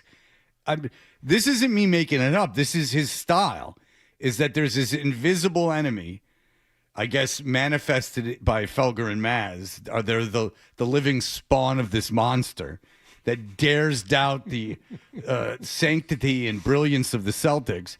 And here they are in the face of that adversity, thriving, and spend months and months and months pushing that narrative, which you would have continued well into the playoffs. And I assure you, if they would have won the championship, there would have been quite a few references to that. But then they turn around and they blow a 3-1 lead against an inferior team, and all of a sudden it just reverts back to the thing that he was making fun of everyone for saying. No. You really can't do that. And he should know better than that. Because he's talking to people that I guess would care enough that he was going off the air that means they listen to a lot of games. They're not idiots. People are dumb, but they're not as dumb as a lot of people think they are. Like they know what you've done all season, and you were right. You were right. Everyone was wrong. But then now that's over, and you were wrong. And Missoula will get fired if this happens again. Are all of you? I bet you Missoula gets fired if it happens again. It's 3 years in a row that they don't make an Eastern Conference Finals with Brown and Tatum on this team. And I got news for you. If I'm spending $100 million on two guys, they better be at least getting me to the conference finals. Not losing in the first round, that's for sure. I mean, Dolan's ready to fire his whole team if they don't make the Eastern Conference Finals. No, maybe the NBA Finals. We'll see if he conference sticks to finals that. next year, or else. Aloha. That's right. All right. We will be back. We'll take this ship to shore. Nobody picked the Celtics ahead of the Sixers. Sports Hub headlines. Bruins players met the media.